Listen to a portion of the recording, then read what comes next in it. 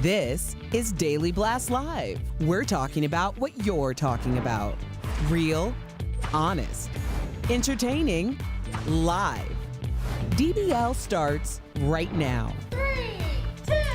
Strong opening. Welcome to DBL. It's Friday, December 4th. I'm Tori here with Alan Brandon. How you guys doing? Good. You look lovely. Than't you. You do. Thank you. Great. It's a rush to get up here, but I'm all okay. Am I okay? Brandon busting out with the tie on a Friday. I thought it was casual Fridays, but I love it. Looking good. All right, let's get straight to the news because this is serious with the pandemic hitting historic highs. A lot of folks are holding out hope for a vaccine, but experts say it'll only help if enough people take it. So now there's a new proposal by a former congressman to give people a $1,500 stimulus check in return for taking the vaccine. Speaking of which, Pfizer has scaled back production estimates for its vaccine. Instead of supplying 100 million doses by the end of this year, they now estimate they'll only be able to make 50 million doses. That's 50% cut. So DBL Nation, we want to know what you think. Should the stimulus checks be tied to the vaccine? Go to dblvote.com to weigh in. Al?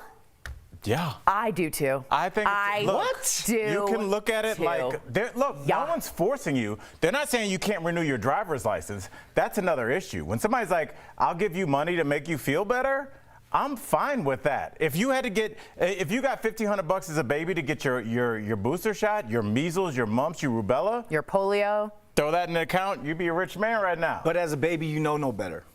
Your parents do. But this is, even to propose this, I think this is disrespectful because the American people have done their job. They've shut down their businesses. They're washing their hands. We have. They're as much as we can under the leadership that we have. But if I'm going to go along with what you guys are saying, if you're going to give these people the money, then there better be some sort of nutritional program backed with that. If you have these side effects, which we really don't know what the long-term side effects are with this, then your medical bills should be paid for after that. Don't just sign people up just because they're in dire need of money right now, just to be a guinea pig of this vaccine that we don't know anything about. A solution to this. Because I don't think we as a country can go on for another year. This is an emergency. And I get what you're saying. If we were talking about vitamin C, like it would just make you feel better, make your teeth whiter, make your skin look better. That's a personal thing. I want people's businesses to be open, and I want to feel safe shopping there. I don't want to see a restaurant at 50% capacity trying to make their monthly cut. So I'm with you. I'm with you. What do I always say? The red, white, and blue, you dangle some green and things will change. Did I say it right that time? No. It was way better last time. You can't say, what do I always say? Because I said it once. Forget what you say halfway through it. I've said it one time. For 1,500, can you say it right? Say it, Tori. Before the next story, say it. All right. First, let's get to the megaphone. No, 56. So you guys disagree with Al and I and agree with Brandon on a slight majority, 56%. I want to get to the comments. Molly says, I don't feel like I should have to take the vaccine to get the stimulus money, but I'll do what I have to do to keep food on the table or for my kids. Bill says bribery to get us on the vaccine. In other words, we become part of the experiment. You don't have to take it. Its safety, correct. And Betty says hopefully $1,500 is enough to overcome all the stupidity spewed by the anti-vaxxers. It's not a bribe, it's incentive in my mind. They have gun buyback programs. It's an ultimatum. 100%. It's an ultimatum. It's not an incentive, we're there. We're on the ultimatum. third wave, and some countries are done with coronavirus, so we got to work on something, in my opinion. Now, a lot of you are going to write me, and I love that. And now you have something to do right now before we go to the next story. You know what to do with the red, white, and blue. You just dangle some green. Okay. All right. I'll take it. All right. Thanks, guys. All right. Sound like a Texas bar owner. This is a really interesting story. I know you all have seen this on your feeds. One of the stars of Black Panther is in some hot water right now. Letitia Wright got a ton of backlash after she posted a controversial anti-vax video on Twitter last night. She has since deleted the post, but she has explained her decision, tweeting, "My intention was not to hurt anyone. My only intention of posting the video was it raised my concerns with what the vaccine contains and what we are putting in our bodies, nothing else." Well, her Avengers co-star Don Cheadle reacted to her post, tweeting, "I would never defend anybody posting this, but I still won't throw her away over it." So the question is, what happens to celebs who post anti-vax conspiracy theories, and do you think it will affect Letitia's career? Brandon? I don't think it's going to affect her career because there are a lot of people out there who feel like this when it comes to this vaccine. Now, I don't know what video or what that guy in that video was talking about, whatever vitamins or minerals or whatever is. Yeah, people in think that. there's metal in the vaccine that will go and make us have antennae, that 5G could be. That's part of the conspiracy, which is insane to me. I'm not going that far, but in order for her comeback, which everyone is entitled to, I feel like she should be part of some roundtable discussion where they all sit and they talk about the pros Brandon, and cons of the vaccine. I don't think she should be part of that Really? discussion. You know why? Because she's not a scientist. Okay. Oh, yeah. Should a scientist be part of her Black Panther 2 roundtable discussion about where the script is going to go? A scientist knows as much about that script as she knows about science. She's a human being that's just saying some stuff she heard. I talked to you about football. You played. I can tell you some stuff I heard. I think the Browns might cover the 6.5 points this week, but you know, you've put the chin strap on. You've been at practice. If I go, Brandon, how much does the hamstring injury affect a wide receiver? You say, well, I had that in 2016. Here's what happens. You are an expert in that field. I am not. So you go to the experts for what they know. However, does she have a right to say it? You have a right to say anything except fire in a movie theater don't make it right. But Al, what you just said just affirms the reason why she should be there, because there should be a scientist right there dispelling everything that she and everything that's part of this video, all of this anti-vax nonsense that's out there. That scientist should right there with the passion that you just told me, tell her so all of her following can see that. But they do. Go to the CDC. Go look at it. It's there. People don't trust science. I And know, that's the thing. that's the They'd problem. rather trust an actress. It's true. You know. Yep, it's totally true. Here we are. It's a And strange let us thing. know if you agree with Letitia. We want to hear from you. Well, we have a crazy story. Listen up, all you believers. We're getting more information from the government's task force on UFOs. So 2 classified Pentagon reports on the mysterious objects have been revealed, including, yes, a newly leaked photo. Here it is. It shows what the pilot described as a silver object found hovering 30 to 35,000 feet in the air above the Atlantic Ocean. Now, let's zoom in because we can see nothing from there. It appears to be some sort of triangular object. Looks like my home state of Ohio. Yeah. It's Ohio. That's what it is. The report did not determine any origin and reportedly could not rule out alien or non-human technology for some of the objects. Now, here's where it gets weird. I already think it's weird. There's some speculation that some of the UFOs observed are able to freely move through the air and underwater, raising the possibility that aliens are operating beneath the ocean. So there's like an Aquaman. You know, I watch Planet Earth all the time. You do? Sir David Attenborough does say we know more about deep space than we do know about our own deep seas. Fascinating. So what's going on down there? Fascinating. I don't know. Are you ready for the nerd alert? Oh, I can't siren to wait. go Okay, off? let's hear it. I thought mine was a nerd. Yours was good. Yours was I good. actually listened to two-hour podcast with the man that found this. He's a very, very, very credible. He had over. You said I think, 4 varies, so that's Yeah, good. he had, I think, over 3,800 hours of flight time. He's the person that personally observed this. These are scientists. These are pilots. These are people that are not trying to get Twitter followers. And so when somebody like that says something, it has to bear some weight. If you see him, he's not trying to be famous. He's not. He looks like a middle school science teacher.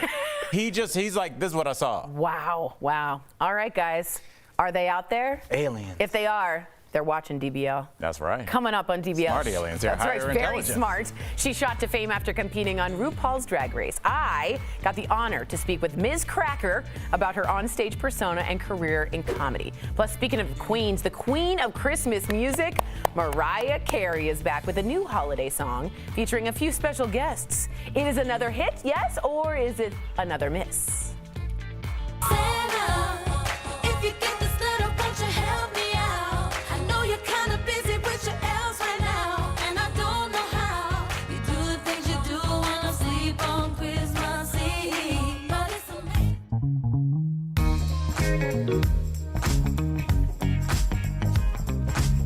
During this global pandemic, you want information you can trust. That's why the Verify team exists, to fact-check the things you read circulating online.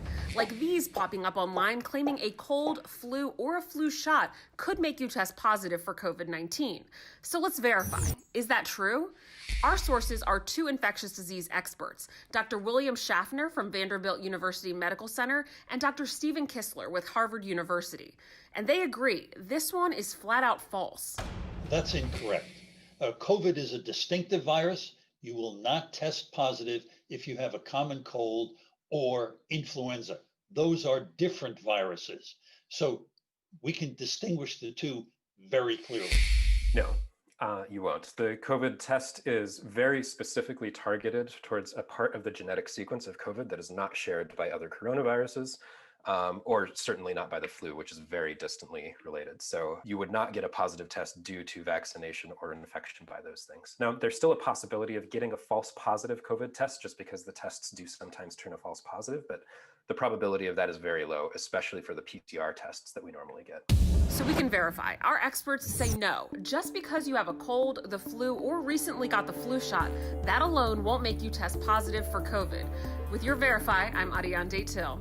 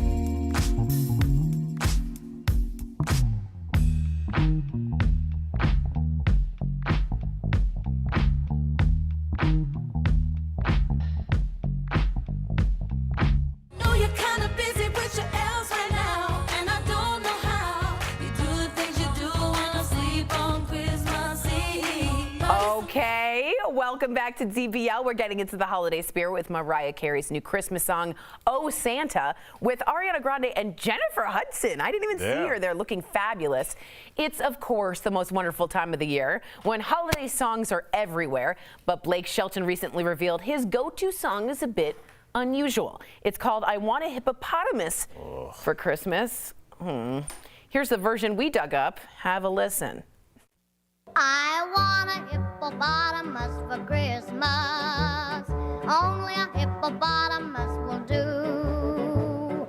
Don't want a doll, no dinky tinker toy. I want a hippopotamus to play with and enjoy. Okay. How entitled do you have to be to want a hippopotamus for Christmas? Such What a good happened to call. just a fire truck? Al? Hippopotamus, first of all, they're super dangerous. And Very. also, I'm going to give him the benefit of the doubt. I think like a lot of holiday songs, that's tied to something in his childhood. yep, Yeah, That's but- me reaching an olive branch to Mr. Sheldon. I'm going to give him that. Okay. You have tears in your eyes. Oh man, and I grew up Jewish, so I didn't listen to these, and they're always like, da da da da da da, hippopotamus. Yeah, there was a period of music where a lot of songs sounded like Very that. tinny. And then all human beings were like, let's not do that Let's anymore. move on from there. Yeah, I'm glad. All right, so what do you make of Blake's choice, and what are your favorite songs? We head over to B London. What's your favorite It holiday all song? starts with J5, J5, J5. The old Jackson 5? Jackson 5, Santa Claus coming. My mom's favorite album. Now, what's happening in the London household when this is Oh, absolutely. Get the nutmeg. Yeah. Whether it's a virgin nutmeg or eggnog, it could be whatever, you know. There we Play go. some Jackson 5, have a great time. And Trouble. And Trouble. And Trouble. Wait, Al, Okay. do you remember when we used to have meetings before the pandemic, what he would bring in to drink for a random In morning? July. In July. Brandon just drinks eggnog. Eggnog. In a non-holiday fashion. Brandon's like, you know what? I need 900 calories before 7 a.m. Let's go ahead and knock this out. Are Just you straight up milk That's how you know eggnog. he's a pro athlete. If I Totally. did that, you would wheel me in here to do the show. So It was good. awful. Oh my God, and I'm How like you do that. lactose intolerant. All right, what, Al, is your favorite, what puts you in the mood instantaneously? Oh, it's the boys from Motown Philly. Ooh. Come on. Like, come on. Little let it Ooh, okay. snow. Yeah. Whoa, Okay. Little sexy. pandemic action, Okay, everybody. that's why you got the didn't top go button home. undone. It's just you and your girl, you and your partner. Okay. You guys chilling. Put that on. Little Brandon eggnog, virgin or non, and then have a good night. I like it. Yeah. Very sort of smooth and I can't splashy. wait for Tori's. Yes. I can't wait. I bet for you it's a yours, Tori. hippopotamus. It is, first of all, it's not the hippopotamus. But my favorite, because I have to be honest here, Hanukkah doesn't get a lot of love. Okay? We don't get a lot of songs either. We got dreidel, dreidel, or nothing. So here I got my favorite. It's Adam Sandler. You know it, the Hanukkah song. Paul Newman's half Jewish and Goldie Hawn's half too. Put them together, what a fine looking Jew.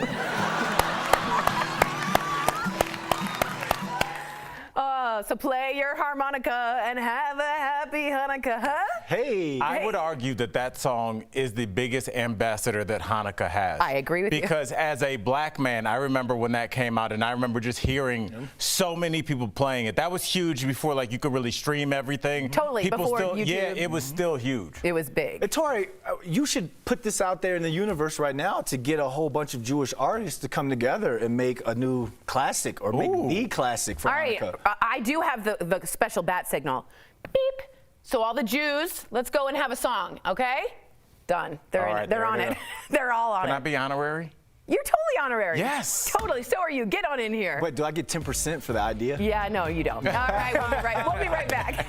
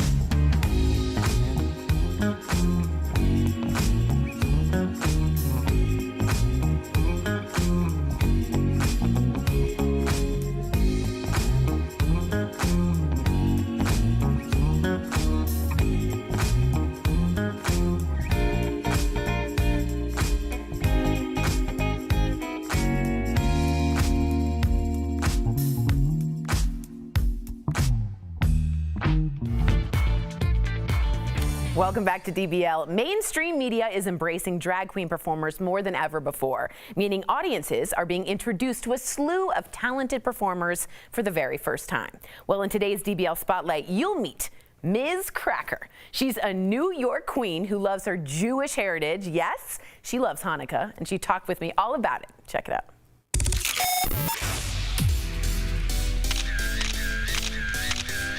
I am here with the one, the only Ms. Cracker. Woo-hoo! I'm so excited you're here. Hello. Hello. I wanted to first ask you, you are a proud Jew like I am. First of all, member of the tribe, holla, holla. Yes. You don't see drag mixed with religion a lot, and you've incorporated it into your entire sort of aura. Tell us about that and how you've mixed Judaism into it, because I love it. Well, I didn't know what a Jewish girl I was until I watched season 10 and I heard all of the Yiddishisms that I made. Yeah. And I was like, oh my God, I'm so like irrepressibly Jewish that I need to just embrace it. Do you know what I mean? Because anything else would be like swimming against the tide, and you don't want to do that, you drown. Anywho.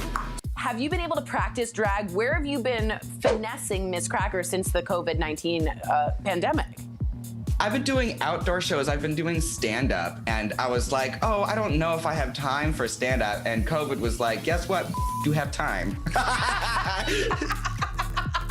Were you more nervous to do drag the first time or stand-up? I was more nervous to do stand-up because when I first did drag, when I was first to do drag, there was like 4 people in the room. Do you know what I mean? And nobody was paying attention. So having to start from the ground up on something that while everybody's looking, I think was terrifying. Yeah, my stand-up usually had 4 people in the room and no one was listening either. So that sounds more like my stand-up. Honestly, that's how you know you're doing stand-up right. Yeah. Thank you. It's a mitzvah. You are on Bon Appetit's cooking channel, and it's actually some of the most watched videos that they have, Miss Cracker. So how do you think and get your head around sort of normalizing mainstream media? Because that has been a big leap and it's come really fast. And now all of a sudden, it's sort of very normalized. Do you see what a huge progression that is, and how do you feel about it? I think that it's a really beautiful thing that drag has launched itself into the mainstream, but I think particularly what's beautiful is the effect that it has on female audiences, on anyone who calls themselves a woman. Because I think it's given people of all kinds, straight women, cis women, trans women, a sense of the fact that a woman can be anything she wants to be, and that anything that she wants to be is beautiful. So that's what I think is the most beautiful part for me, is that sense of empowerment it gives people. Okay, so tell me about your Hanukkah plans. Do you have any? Are there going to be latkes? What do you do? I have very special Hanukkah plans. One of them is to release my singles. I have a single with Jujubee from All Stars 5 called 8 Days of You. Yes. And I have a single called Get Me the Out of Here, which is all about the joys of spending the holidays with family. Thank you so much, Miss Cracker, for stopping by. For more Miss Cracker in your life, check out her podcast, She's a Woman. She's a woman! Where she interviews women from all different industries about their experiences. And remember, tickets for her tour are on pre-sale now. It has been such a pleasure. It has been what you call beschert in Yiddish. It means it was meant to be. Yeah? It was meant to be. Yes, it's a mitzvah. It's a good thing I love. Thank you, darling. It's a mitzvah. It's a good deed. Thank you, love. Mwah. Take care. Mwah. Promotional consideration is brought to you by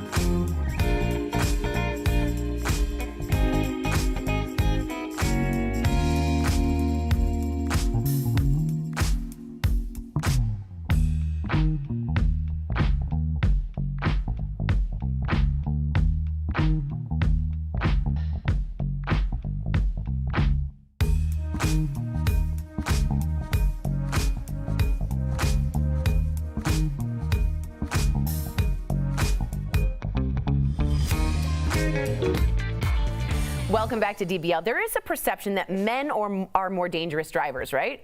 Turns out, well, women aren't so perfect either. Why am I reading this? No, I'm kidding. We're chatting about it on today's DBL Drive, sponsored by CarShield. So new research reveals, regardless of gender, 79% of drivers showed aggressive behavior behind the wheel. When it comes to speeding, 52% is men, 33% women.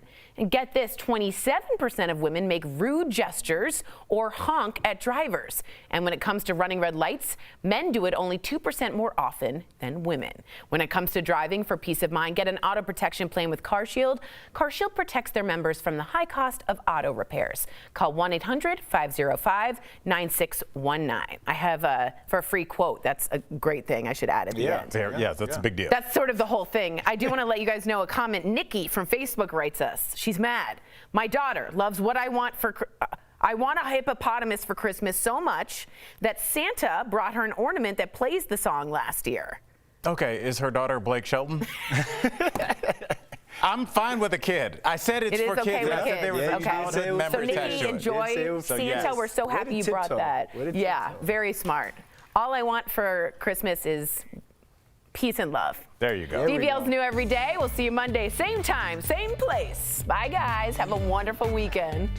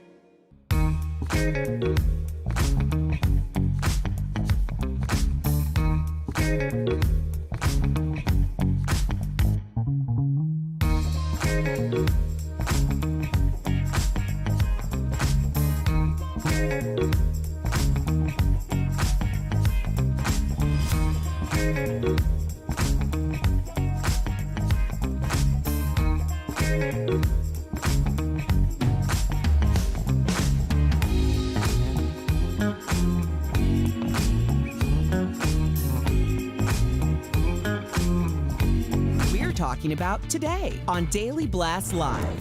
A new plan is tying another stimulus payment to the coronavirus vaccine. Would you get the shot to put $1,500 in your pocket? Exonerated of murder after 16 years in prison. He kept asking me the same questions over and over again. The story of a false confession from a terrified teen. In today's Freedom Files, wrongfully convicted. A high school football player tackles a ref. Should he be banned from stepping on the field again? Plus, is that a UFO? A leaked photo from the Pentagon might prove there's alien life in the ocean. And the queen of Christmas music, Mariah Carey, has a new holiday bop. What's your fave song of the season? Santa's gonna come and make it mine this Christmas night. Ho, ho, ho. Real, honest, entertaining, live. DBL starts right now. Welcome to DBL. It is Friday, December 4th. I'm Sam here with Alan, Tori, Jeff joining us from home. Let's get right to it because with the pandemic hitting historic highs, a lot of folks are holding out hope for a vaccine, but experts say it'll only help if enough people take it. So now there's a new proposal by a former congressman to give people a $1,500 stimulus check in return for taking the vaccine. Speaking of which, there's been a setback with the Pfizer vaccine. Instead of supplying 100 million doses by the end of this year, the company now estimates they'll only be able to make 50 million doses. So DBL Nation, we got to hear from you on this one. Should the stimulus check be tied to taking the vaccine? Go to dblvote.com to weigh in. Jeff, what do you think? I think it's a great incentive to take the vaccine, right? I think we need a great education on what this vaccine actually is, how it's different than vaccines in the past, because I think everyone's just scared, right? There's all these rumors going around about vaccines in the past. Does it create autism, things like that? We need to sit down, maybe have it like a national mandate and explain what is in this vaccine. I do think it's a great incentive, and for people who don't want to get that, there should be repercussions. Like if you do attract coronavirus with the vaccine and someone comes and didn't get the vaccine, guess what? You're behind them in line because those people obliged to getting the vaccine. I think that, Jeff, trust me, I'm on your team with this one, and I do agree it's a great incentive. It's like, I know people are going to say, well, you're just kind of forcing people to get this vaccine. Look, it's like an incentive if you're going to buy a car. Sometimes for holidays, they'll have $1,500 off of, some Honda or some Toyota. If you're not buying a car, it's not going to change your opinion. But if you are, you're like, well, let's do it this December. Yeah. There's an incentive to do it now. So I do understand the incentive. And look, I don't know about putting people behind, but there has to be some kind of something for not getting this done. I think it's a bad idea. I think it's a bad idea. And you know I'm pro-vax. Why right? do you think it's bad? I think it's a bad idea because, number one, I don't think that the stimulus package should be tied to an incentive for the vaccine. That should be completely different considering how many people are struggling. If somebody is anti-vax, even though I strongly oppose that point of view, because maybe their child is autoimmune suppressed, they then can't get their stimulus package because they then thought or think that they're protecting their child. So I think it's absolutely a dangerous incentive, and I don't like dangling a carrot when it comes to vaccines. See, and I think it's the only way. I think we're red, white, and blue, but we only see green. And I think if we want 70% of this population to get immunized, you have to tie them But together. how do you listen, I agree with you. More than anything, do I want this eradicated? But how do you tell that to a parent who perhaps is vaccine injured themselves, or perhaps they're worried that their child who is already autoimmune suppressed, how do you tell that to them when they have a small business and they need that stimulus check just as much as anybody else does, but then they're not awarded that stimulus check because they did not get the vaccine? I think there's too many nuances here to have one blanket line in the sand. Yeah, I hear you. So it's a tough one. It really is. But let's see. My thing is, Sam, I don't mean to butt in here, but everyone wants the coronavirus over, right? We've been dealing with this 9 months. People want businesses back. People want their lives back, right? Well, here's the answer. And now people are complaining about the answer that we have on the table. It's like it's a never-ending circle of people complaining about what life is giving them. You can't say it's complaining, though, I just don't know. I don't think that we should use the word complaining because I think what's most egregious here to me is tying it to the stimulus payment. Do I agree? Let's give people incentive to get the vaccine so we can eradicate it. Yes. I don't want to convolute the stimulus package that is going on right now with Congress with the vaccine when so many people need it, and when there are little nuances when it does come to certain people. What if there's somebody that had cancer and they can't take the vaccine, and then therefore they're not allowed their stimulus payment? So I think that this is much more nuanced. No, I'm sure there's stipulations. I'm sure there's stipulations in it. I'm sure it's not steadfast. I'm sure if you cannot take the vaccine, I'm sure there's ways around to get your payment. Well, I hope so. I really do, because too many Americans are suffering, and I want to see every single American get their stimulus payment, regardless what their belief systems are. 69% no should the stimulus payments be tied to getting the vaccine. Okay, so switching gears here. It was a scary scene at a high school football game in Texas last night. Check out what happened. A player got upset after he was ejected from the game. After leaving the field, the player ran back on, body slammed the official. The ref fell hard and remained on the turf for quite a while. The player ended up getting escorted off the field by police officers, and the official was checked out by paramedics for a possible concussion. What should happen to this player, Al? It's tough. Jeff, you played high school and college football, so I want to hear from you. But I look at this as a young man that obviously clearly has anger management issues. Is this assault? Absolutely. The question for all of us is, what do we do with the 17, 16-year-old kid? Do we charge him with assault? He now has a felony or something on his record, kick him out of school. His life will go down the path that usually happens to people that happens to. Or do we attempt to save him? If that was my father, that was that referee, I would say to heck with this kid. But I do wonder, kind of like your point last time, Sam, do we want to use the carrot or the stick in this situation? Well, here's a question, too, and I don't know, I'm going to ask you and Jeff and Sam if you know this. Is CTE a real possibility for someone at that age? Could he have anger issues and impulse control problems because of concussions he got during football? Not that excuses it. Jeff, did you ever have trouble managing your impulses while you were playing football because of the rigorous, whether you've been concussed before or whether it was just being in that mentality with the testosterone? Yeah, I've dealt with anger issues my whole life, and my temper, not to this degree of like attacking a ref, but definitely I look back in my past and I've had moments, you know, in high school that I was kicked out of a game in high school that I'm not proud of. I still think about it as a learning lesson when I look back at it. Nothing to the point where I body slammed the ref or anything like that, but at the bare minimum, this athlete should be banned from the rest of the season, maybe all sports. I want to make this a life lesson like it was for me, even though this is a little bit more extensive. I want to look into his past. Were there past moments where he had bigger anger and issues than this? So it could go down deeper. If this was a one-time incident, listen, he needs to be dealt with in the proper manner. I don't know right now. At the bare minimum, I would ban him from all sports for the rest of the year and try to get his life back on track. That's a great point. I think, again, there's nuance here, right? No one's condoning his behavior, but to Jeff's point, if there's a pattern of behavior, then there should be some sort of stiffer penalty. If this is a one-time thing, if there's something going on in his life, of course, still severe consequences, but perhaps maybe look into what could actually help this kid. And I would argue Jeff is living proof that if you get a hold of this, you identify it, and you start working towards it, you can be a functional, highly functional member of society with a family. Wow.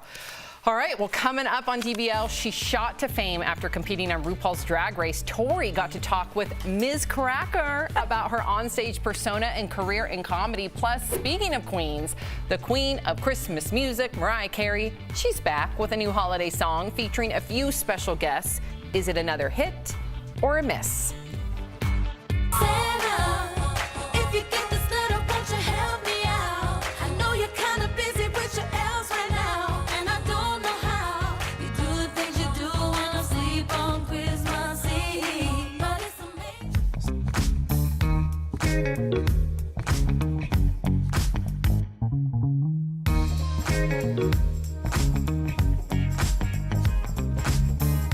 Global pandemic, you want information you can trust. That's why the Verify team exists, to fact-check the things you read circulating online, like these popping up online claiming a cold, flu, or a flu shot could make you test positive for COVID-19. So let's verify. Is that true? Our sources are two infectious disease experts, Dr. William Schaffner from Vanderbilt University Medical Center and Dr. Stephen Kistler with Harvard University. And they agree, this one is flat out false. That's incorrect. COVID is a distinctive virus. You will not test positive if you have a common cold or influenza. Those are different viruses. So we can distinguish the two very clearly. No, you won't. The COVID test is very specifically targeted towards a part of the genetic sequence of COVID that is not shared by other coronaviruses, or certainly not by the flu, which is very distantly related. So you would not get a positive test due to vaccination or infection by those things. Now, there's still a possibility of getting a false positive COVID test just because the tests do sometimes turn a false positive, but the probability of that is very low, especially for the PCR tests that we normally get. So we can verify. Our experts say no. Just because you have a cold, the flu, or recently got the flu shot, that alone won't make you test positive for COVID. With your Verify, I'm Ariane Daytil.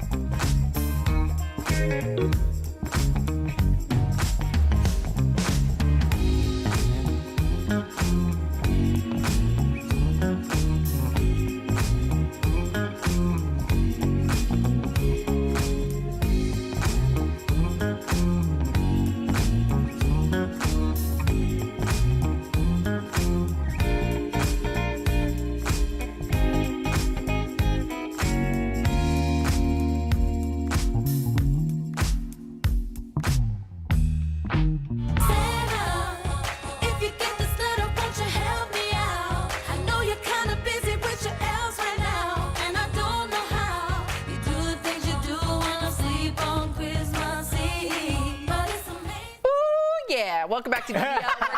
That's some Friday energy. We need that, Sam. Getting into the holiday spirit with Mariah Carey's new Christmas song, Oh Santa, with Ariana Grande and Jennifer Hudson. Of course, it's the most wonderful time of the year when holiday songs are everywhere, but Blake Shelton recently revealed his go-to song. It's a bit unusual. It's I Want a Hippopotamus for Christmas. Sophie loves that song. Here's the version we dug up. Have a listen.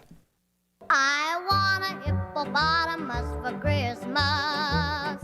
Only a hippopotamus will do. Don't want a doll, no dinky tinker toy. I want a hippopotamus to play Oh with yeah, and so what do you enjoy. make of Blake's choice? And what's your favorite song of the season? Tori, starting with you. Don't get on the hippopotamus song. Terrible. Stop it. Kids love it. Okay. Kids love it. I just don't like those Christmas songs that like la la la la la la like that weird voice. It makes you feel like you're going crazy. Yeah, they're like, wow. My favorite, because I representing the Jewish people out there, there isn't anything other than dreidel, dreidel, dreidel, okay? But when Adam Sandler came along and played the Hanukkah song, it changed everything. Take a look. Paul Newman's half Jewish and Goldie Hawn's half too. Put them together, what a fine looking Jew. He just made Hanukkah cool. And I love it. So that's my favorite. It puts me in the mood every time. It's a good one. It is good. Jeff, what about you?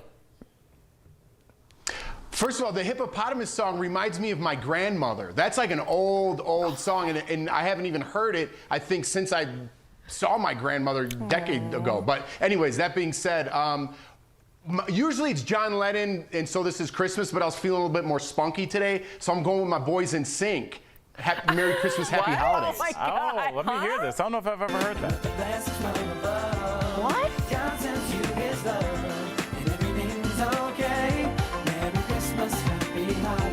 Oh my gosh, I've never heard of that song before. I love NSYNC, but yeah, that's not a Christmas classic, Jeff.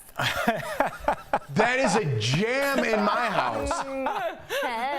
Jeff, I'm going to have to step it up really quickly, man. I know you're going to be down with this. How about the boys? No, you're last. We're saving you for last. I'm not even, I was so I'm excited. being told right now we have to save Al for last. We'll find out why. Okay, so this is my fave. Oh, I didn't see your name there.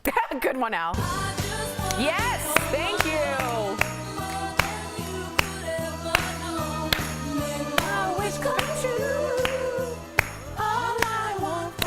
Sam cheated with her choice. It's She such did a with good your one. choice. It's like the Michael Jordan of Christmas It's songs. the You best can't choose that one. Yeah, Why? she It's can. the best one. think You know which outside one the I box. Thank you, No, Jeff. no, I agree Yes, with Sam. you It's the can. best. Now You know let's which one I bring back hate, though, Jeff's green is screen 12 and Days of- sync video. 12 Days of Christmas is the worst. I get anxiety. What's You that have to first count it. day? Oh, yeah. Oh my gosh. And what's a Lord of Leaping? What are they doing? Yeah, I know. The geese 8 are maids flocking? of milk and What are 7 you swans doing? a swimming, 6 geese a laying. You It's know too it. much. Of course I do. Okay, what's yours? All right, now, Sam, I mean, no one can beat All I Want for Christmas. They played at Macy's, for God's sake. But I'll say this. The boys from Motown Philly, Jeff, Boys the Men, where they at?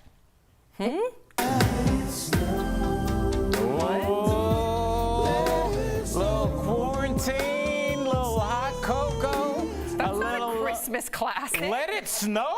That is so I'm obscure. sorry, they put some like a little bit of rhythm and R&B in there. Okay, That's we all love Boys to Men, but that's an obscure choice, just like Jeff's choice. That Let It is Snow not is an obscure Dude, Christmas that choice. R&B version of that splashy, it was weird. Go ahead.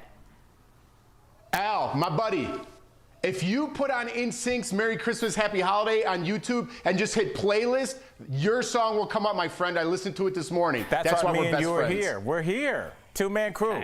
Wow. And that's why Sam and I are here. Yeah, we are. Yeah, we are. Yep, 2 crazy blonde brunettes. That's right. That's right.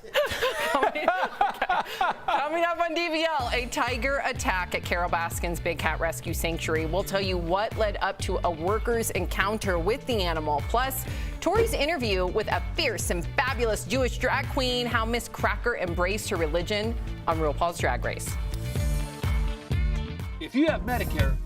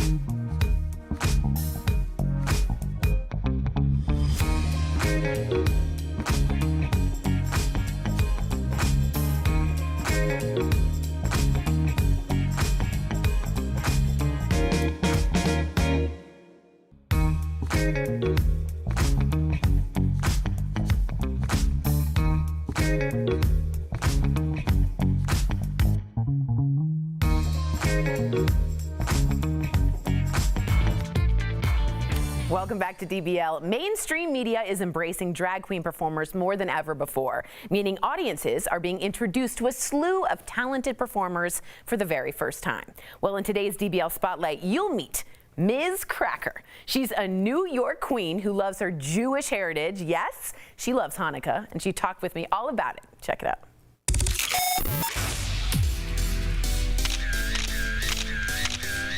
I am here with the one, the only Ms. Cracker. Woo-hoo! I'm so excited she's you're a here. woman. Hello. Hello. I wanted to first ask you, you are a proud Jew like I am. First of all, member of the tribe. Holla, holla. Yes. You don't see drag mixed with religion a lot, and you've incorporated it into your entire sort of aura. Tell us about that and how you've mixed Judaism into it, because I love it. Well, I didn't know what a Jewish girl I was until I watched season 10 and I heard all of the Yiddishisms that I made. Yeah. And I was like, oh my God, I'm so like irrepressibly Jewish that I need to just embrace it. Do you know what I mean? Because anything else would be like swimming against the tide, and you don't want to do that. You drown. Anywho. Have you been able to practice drag? Where have you been finessing Miss Cracker since the COVID-19 pandemic? I've been doing outdoor shows. I've been doing stand-up, and I was like, oh, I don't know if I have time for stand-up. And COVID was like, guess what? You have time. Were you more nervous to do drag the first time or stand-up? I was more nervous to do stand-up because when I first did drag, when I was first to do drag, there was like 4 people in the room. Do you know what I mean? And nobody was paying attention. So having to start from the ground up on something that while everybody's looking, I think was terrifying. Yeah, my stand-up usually had 4 people in the room and no one was listening either. So that sounds more like my stand-up. Honestly, that's how you know you're doing stand-up right. Yeah.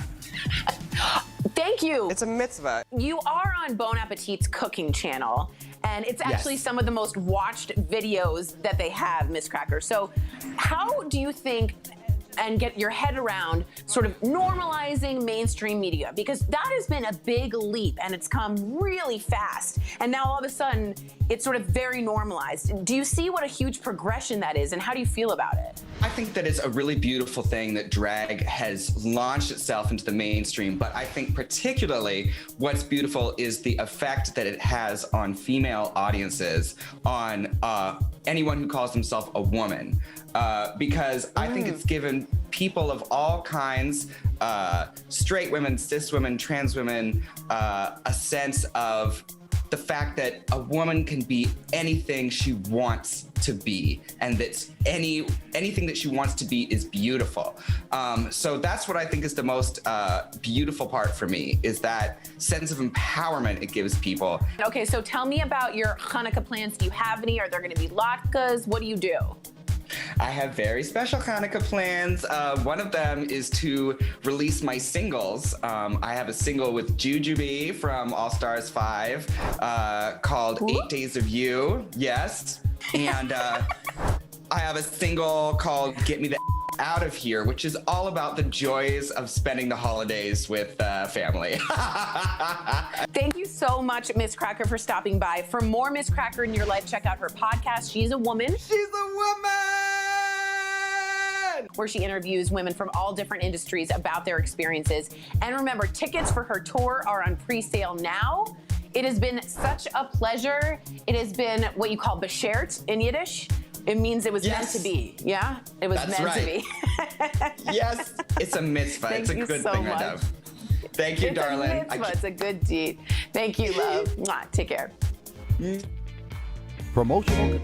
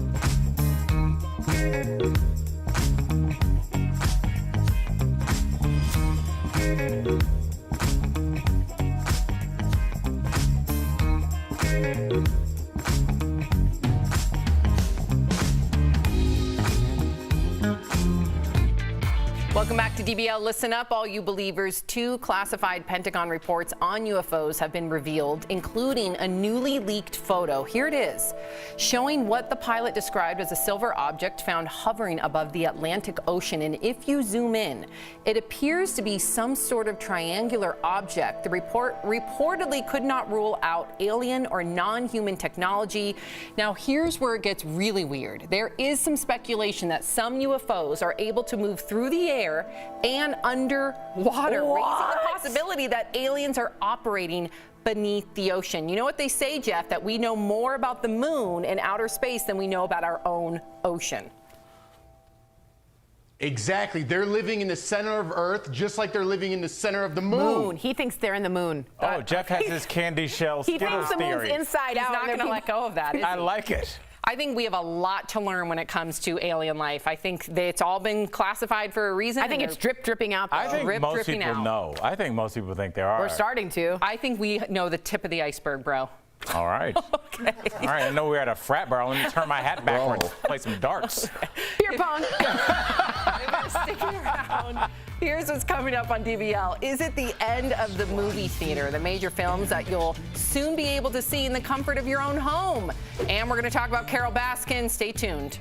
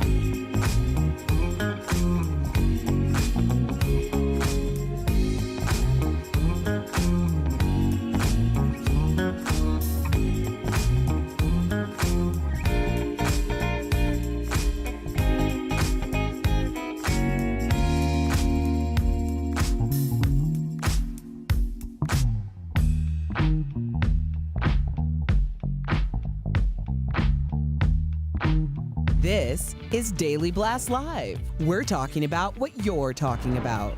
Real, honest, entertaining, live. DBL starts right now. Welcome to DBL. I'm Sam here with Alan Torrey. Jeff joining us from home. Okay, so Warner Brothers is shaking things up by streaming all of its new movies at the same time they're in theaters. Bravo. The studio decided to release the new Wonder Woman film in theaters and on HBO Max on Christmas Day. I cannot wait. But now it's going to be doing the same thing for all of its new titles in 2021. So that means next year, films like Dune, The Suicide Squad, and The Matrix 4 will hit theaters and HBO Max on the same day. Now, after a month, the movies will only be in theaters until they become available to rent on other platforms. Thank God. So you're excited about this. Are you worried about it killing the theaters for good? I think theaters right now are in major trouble anyway. I got to be honest with you. I'm sitting on my couch. I don't have kids. I'm waiting for content. You have millions of us out there waiting for content. That is such an audience and an eyeballs that you would never, ever see other than this pandemic. Don't go and release it in the theaters like the Vince Vaughn Freaky Friday, whatever it was. I'm not comfortable going to a theater right now. A lot of us aren't. Put it out at the same time and you're going to get an enormous boost. I really think every streaming service should be doing this. I really do. I think the problem comes in, and you never, I'll never know this. I'm not a venue operator, but I think they make a lot of money at the box office through tickets. And I don't know what the streaming money is, but I know from music, it's not as good as ticket sales at your concert. So I would assume that that kind of financial plan also kind of translates into movies. So I think it's a big financial blow. And I wonder, Sam, if we're going to start to lose the big box office, super expensive movies because just streaming them, it doesn't bring back the same profit. I don't know, because you look about all the big actors, right? And I know they might not have as many explosions, Jeff, as like a Michael Bay film, but you look at all the big actors that are on streaming TV series and movies nowadays. So clearly they're making enough money to pay those giant A-listers, but yeah, we might not have a Transformers 5. 7. You just reached in the hat and pulled out a movie. Okay. Michael Bay and explosions. I nailed it. You nailed that one. Nothing, Jeff? Wow. Oh, I don't know. I didn't know how to follow that. Okay. You could still make move explosions. On. And I hear kids screaming in the background why at your can't house. you make an Get explosion? it together. You didn't say Jeff. I'm like 5 seconds behind over here. I'm frustrated. I know. I believe me. It's I hard did to say be at Jeff, home. but there's a lot going on. I think a lot of parents feel Jeff right now, man. Yeah, I feel appreciate him. you, man. Whew. Okay, so let's go to the next story. A volunteer worker was attacked at Tiger King star Carol Baskin's Big Cat Rescue. Her arm was nearly torn off while she was attempting to feed one of the tigers at the rescue in Florida. The woman had worked there for 5 years. In a statement, Carol said she broke protocol by sticking her arm in the cage to feed the tiger. Her arm was broken in 3 places and her shoulder badly damaged. Tori, you interviewed her. Do you think this is going to be a blow to her rescue and her reputation? Yes, first of all, obviously, yes. But second of all, she had a huge night. So at the very same time that this happened, the House of Representatives just passed the bill that Carol Baskin has been working on for decades. It's called the Big Cat Bill, and it bans people who are in private parties from owning big cats. So in the animal world, she had this major success last night, and then it was tampered down by an employee or I was going to say, Tori, does that bill ban having volunteers do employee-based work? Let's stop calling them volunteers. Volunteers hand out tickets. They show the audience where to sit. A volunteer should not be feeding the tigers. There's wildlife That's an volunteers, unpaid though. employee. There's a lot. They should be paid, but there's a lot of wildlife volunteers or people that just love animals or they're animal but activists. that doesn't mean they have the skill to do it, Sam. But perhaps they're being trained. I know if I had all the money in the world, I would want to work as some sort of animal volunteer, and I would want to be in there handsy. Whether you want to or not, I don't want you to get Me Too'd by a tiger. I'm just saying, I don't think that the volunteer should be sticking her arm in the cage. That's what untrained employees do. True, the training progress needs to be happening, but you do have wildlife volunteers that are important. Yes, they help sit the people and hand out popcorn. They don't feed the tigers. Okay, well, I hope this woman can make a full recovery. Very scary. Jeff, you're going to love this next story. So a new survey found that dads get a lot more me time than moms. As we should. Surprise, surprise. The survey by Zulily found that 37% of dads take 6 to 10 hours of me time for themselves a week. Meantime, 68% of moms say they only take 1 to 5 hours of me time in a week. Another survey found that nearly 60% of moms are experiencing burnout during the pandemic, and 43% of women who live with a partner feel they get no help. Wow. Now, I know you're a very hands-on dad, Jeff. What do you make of this? Listen, I hate all surveys, but in this case, I believe it to be true because, as you could hear my kids in the background, I think my wife absolutely spends more time with the kids. Me going to work, back and forth, I get an hour and a half in the car. I try to make time for myself to exercise. I need Jeff time. I want Jordan to have I want my wife to have her time as well. I encourage it. I'm like, let me take the kids because for your own mental health, your own sanity, you need some personal time for yourself. I encourage everybody to try to maybe wake up an hour earlier in the day and just have that little time for yourself. And Jeff, I'll say this, and this is not a pro-guys argument here, but I'm just saying what I've seen in my friend group, I consider Jeff in that, I consider Mark in that.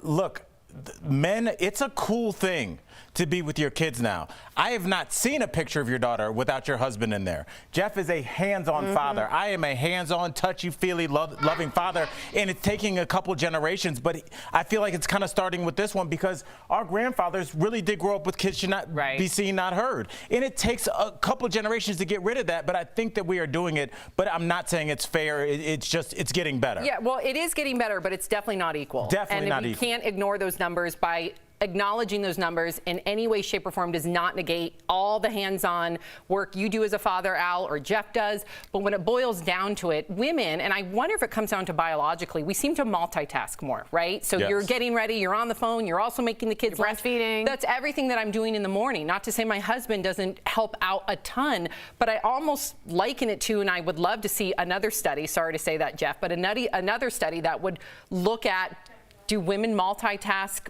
more than men or better than men? Not to say that men don't do other things that biologically that are better than women. I don't want to get in hot water here because I really do appreciate, especially all the single dads out there, but I think there is a discrepancy. Yeah, I do. Yeah, I'd agree with that. Oh, I'd okay. agree And with Jeff that. is frozen, I'm told. Poor Jeff. Okay. Residents at an Ohio nursing home found a way Cleveland. to blow off steam. Watch.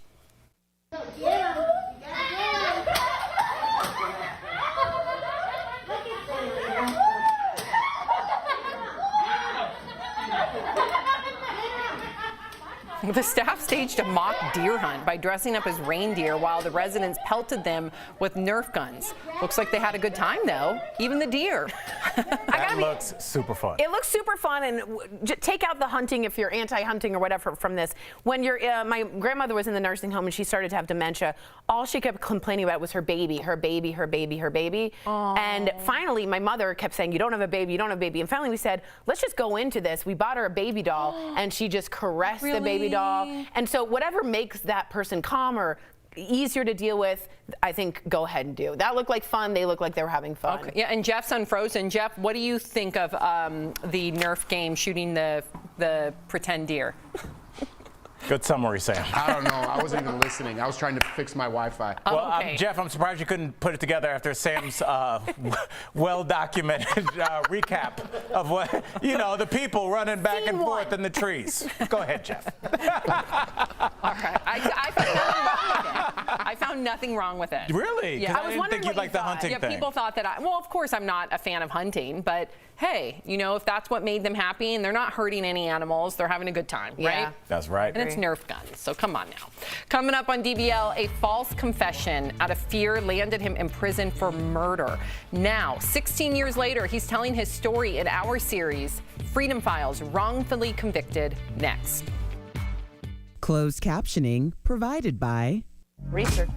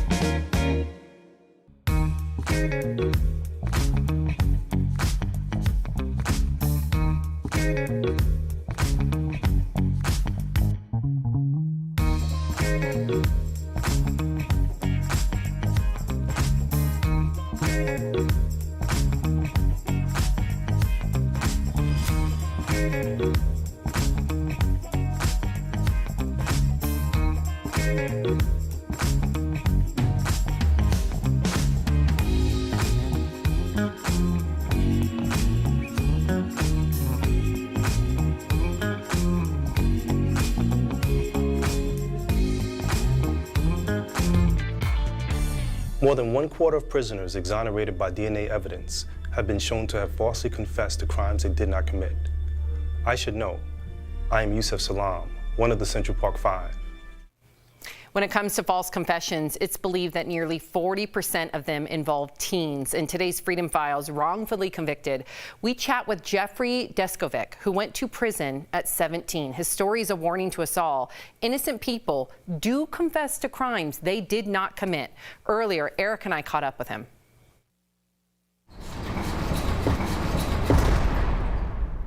November 17th, 1989. The two-day search for 15-year-old Angela Carrera comes to an end after police find her raped and beaten body in a wooded area in Peekskill, New York. I just knew of Angela because she was a classmate, but we weren't friends. We didn't move in any of the same social circles. Police zero in on 16-year-old Jeffrey Deskovic. I was kind of like a sentimental kid, and this was really my first brush with death. But the police interpreted my being emotional as some outward sign that I was sorry for what I had done. Jeffrey, who has his own dreams of being an officer one day, is told by police that they need his help to crack the case. And they made me feel important. They made me feel the center of attention. Without a parent or a lawyer with him, over a span of 7 hours, Jeffrey is interrogated and given 3 polygraph tests. They put me in a small room and gave me countless cups of coffee. Just for the purpose of getting me wired up. So he invaded my personal space. He raised his voice at me. He kept asking me the same questions over and over again. Towards the end of the interrogation, he said to me, "What do you mean you didn't do it? You just told me to do the polygraph test result if you did." Gripped by fear, Jeffrey lies and confesses to the crime. By the time everything was all said and done, I had collapsed on the floor into a fetal position, trying to control it. He is arrested and charged with first-degree rape and second-degree murder. A rape kit is presented at trial, but Jeffrey's DNA isn't a match. In order to explain away this DNA, the prosecutor got the medical examiner to commit fraud. The medical examiner tells jurors that he forgot to document medical evidence on the autopsy that shows the victim was sexually active. Therefore, the DNA mismatch doesn't matter. And I was really shocked. I mean, I actually couldn't believe my hearing. Jurors are told that Jeffrey strangled Angela in a jealous rage, and he is found guilty.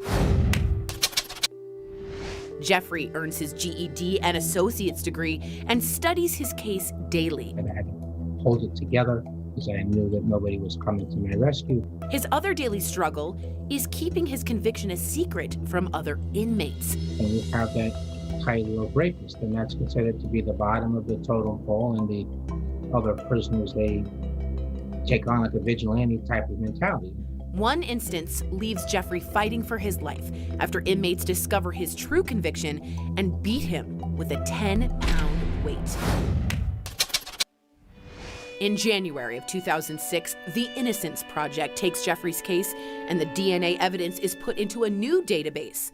Months later, the system matches the DNA to another convicted murderer. So I remember when I got the news. I remember I was in Sing Sing, and I remember the guard opened my cell and told me I had a visit. And she told me that you're going home tomorrow. After 16 years in prison, Jeffrey is released and his conviction is overturned. His indictment is dismissed on grounds of actual innocence. Jeffrey, welcome to DBL. Thank you for sharing your story. Now, I want to talk to you about your confession. Why did you admit to something you know you didn't do? Because I was threatened, I was coerced. That was over a 7-hour interrogation, and I was 16 years old. Your mom didn't even know. You said that you were in a fetal position underneath the desk at the end of it. Was that the worst part of the interrogation? Walk us through it, or were there other parts that when you look back in hindsight as an adult, it makes you shudder? Just being attached to a polygraph machine, being put into a small room. You know, I wasn't used to talking to adult males, and for just the third-degree tactics that the polygraphist engaged in, I mean, invading my personal space, raising his voice at me, asking the same questions over and over again, getting more ferocious as each hour passed, and really just being in fear of my life. I mean, the fact that I didn't know where I was and that nobody else knew where I was either, it loomed very large in my mind. So all of those things were terrifying. You know, as tragic as your story is, it's unfortunately incredibly common. What is a common misconception about confessions? That an innocent person would never confess, whereas coerced false confessions have been the cause of wrongful conviction in 25% of the DNA-proven wrongful convictions. And while adults have given coerced false confessions, particularly vulnerable populations are people with mental health issues and also youth. So I think that's the biggest thing. The second thing is that I don't think the public understands that a lot of times in the course of these interrogations, the police give the suspects details of the crime, which when the person being questioned gives the false confession, they incorporate those details that they were already given into the story. The prosecution turns around and says, well, look, those are details that only the killer would know. Every time the wrong person is convicted, it leaves the actual perpetrator free to strike again. You know, that happened in my case. The actual murderer committed a second crime. He killed a school teacher and mother of 2. So I really see this as a public safety issue and about accuracy and justice. You are just an incredible human being. You know, throughout all of this adversity, you have managed to persevere, and we understand that congratulations are in order because you recently got your law license. How are you hoping to make a change? Sure. So I did start a nonprofit, the Jeffrey Deskovic Foundation for Justice, using some of the compensation that I got, and we've been able to get 8 people home that are wrongfully imprisoned, and we've been able to help pass 3 laws. I am intending to represent some of the clients of the foundation myself. I got tired of sitting in the front row of the courtroom. I wanted to be able to sit at the defense table. You know, wrongful conviction is a countrywide problem. It's better to prevent wrongful convictions, as great as it is to exonerate. So I think that the policy work is just as important. So I see the law license and having an application in that as well. Amen. Right. Wow. Thank you so much, Jeffrey. For those of you looking to learn more about Jeffrey's story, check out his documentary, Conviction, which is available on Amazon. And if you want to help him fight for others, visit his nonprofit, the Deskovic Foundation. Thank you so much, Jeffrey. Thank you for having me on. Picking your health insurance coverage.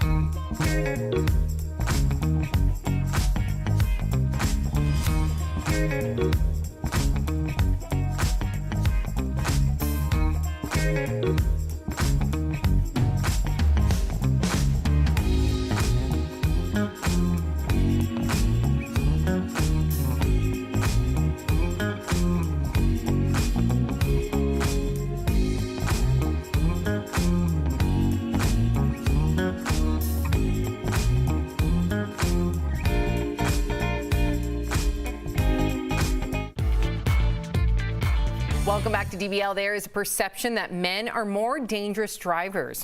Well, turns out that's not always the case. We're chatting about it in today's DBL Drive, sponsored by CarShield. New research by AAA reveals genderless, or regardless of gender, 79% of drivers showed aggressive behavior behind the wheel. When it comes to speeding, 52% is men, 33% women, and get this, 27% of women make rude gestures or honk at drivers. And when it comes to running red lights, men do it more, but only 2% more often than women. So when it comes to driving, for peace of mind, get an auto protection plan with CarShield. CarShield protects their members from the high cost of auto repairs. Call 1-800-505-9619 for a free quote. Surprising? I think I don't know if it has anything to do with gender. I think it's more like who you were in the car with. If your mom or your dad was a yeller and come on, what are you doing, you jerk? That kind of stuff, I think you pick that up. Kids take everything in. My parents are pretty calm, and I'm a terrible driver. Do you get aggressive? Yes. What happened with She you? cut me off when I was coming to DBL like last 2 days week. ago. And I was just like, who is this person in this Prius? And it was Tori. Tori? Yes. I gotta work. I'm a little spaz. She drives it like a go-kart. Do you yell? Sometimes. That means yes. Wow. I had no idea. Wow. Aggressive, Okay, sorry. we'll be right back. I do get real angry. Promotional consideration is brought to you. When my hair started to thin, it really made me feel old. Reclaim the hair that makes you fully.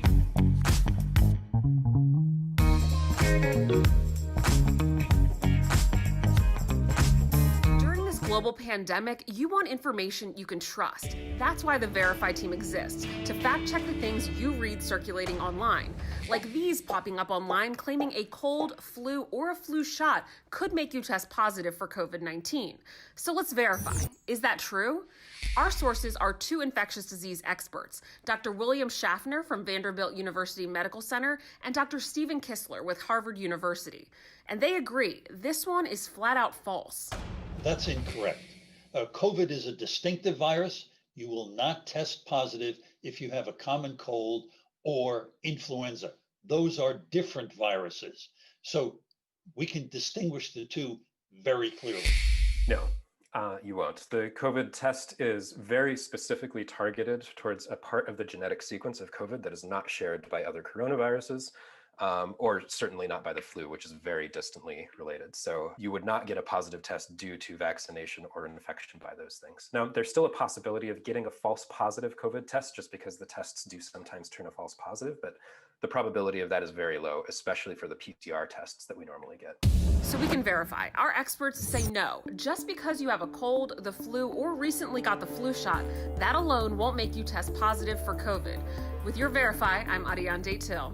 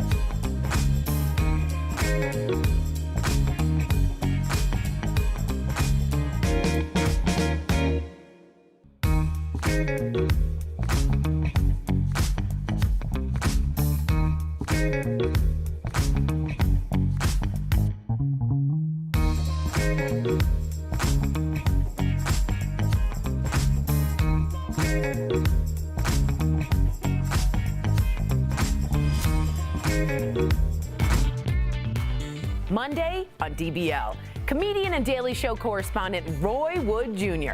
His hilarious advice for surviving the holidays. If you're going to go home, the last thing you need to be doing is hollering at each other and spitting COVID across the table. At least whisper your y'all just text each other. That's Monday on DBL. Welcome back to DBL. We love sharing your comments.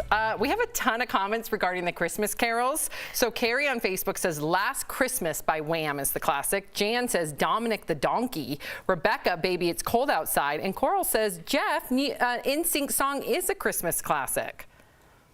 I love Dominic the Donkey. I know it is. Thank you. Jeff, now, what is the donkey song? Yeah, what's Dominic? Jeff, do you remember Dominic the Donkey? What is that? How's it go, Hee-haw, Jeff? hee-haw. Yeah, of course. Yeah. Dominic the Italian Christmas donkey. Yeah, it's the Christmas He's donkey. just a donkey Don't say that the represents... Christmas donkey like, oh, yes, everybody, now go into your He's the weekends. cutest little donkey that doesn't kick. Hee-haw, I can't hee-haw. hear. See That's you guys. how it goes. Okay, as we leave, we're going to leave you with this amazing video by One Voice Children's Choir singing Memories by Maroon 5. Oh. Enjoy. DBL's new every day. We'll see you Monday. Bye guys. Lost to the ones here today. Lost to the ones that we lost on the way. 'Cause the dreams bring back all the memories, and the memories bring back you. Memories bring back you.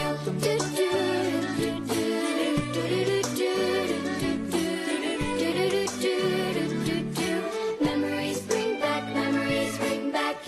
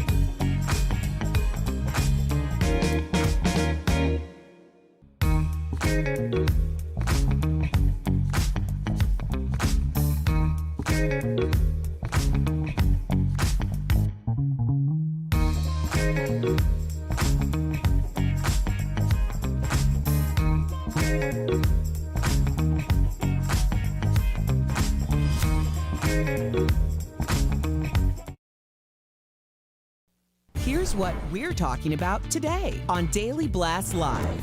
A new plan is tying another stimulus payment to the coronavirus vaccine. Would you get the shot to put $1,500 in your pocket? Exonerated of murder after 16 years in prison. He kept asking me the same questions over and over again. The story of a false confession from a terrified teen. In today's Freedom Files, Wrongfully Convicted. A high school football player tackles a ref. Should he be banned from stepping on the field again? Plus, is that a UFO? A leaked photo from the Pentagon might prove there's alien life in the ocean. And the queen of Christmas music, Mariah Carey, has a new holiday bop. What's your fave song of the season? Santa's gonna come and make it mine this Christmas night. Ho, ho, ho. Real, honest, entertaining, live. DBL starts right now. Welcome to DBL. It is Friday, December 4th. I'm Sam here with Alan, Tori, Jeff joining us from home.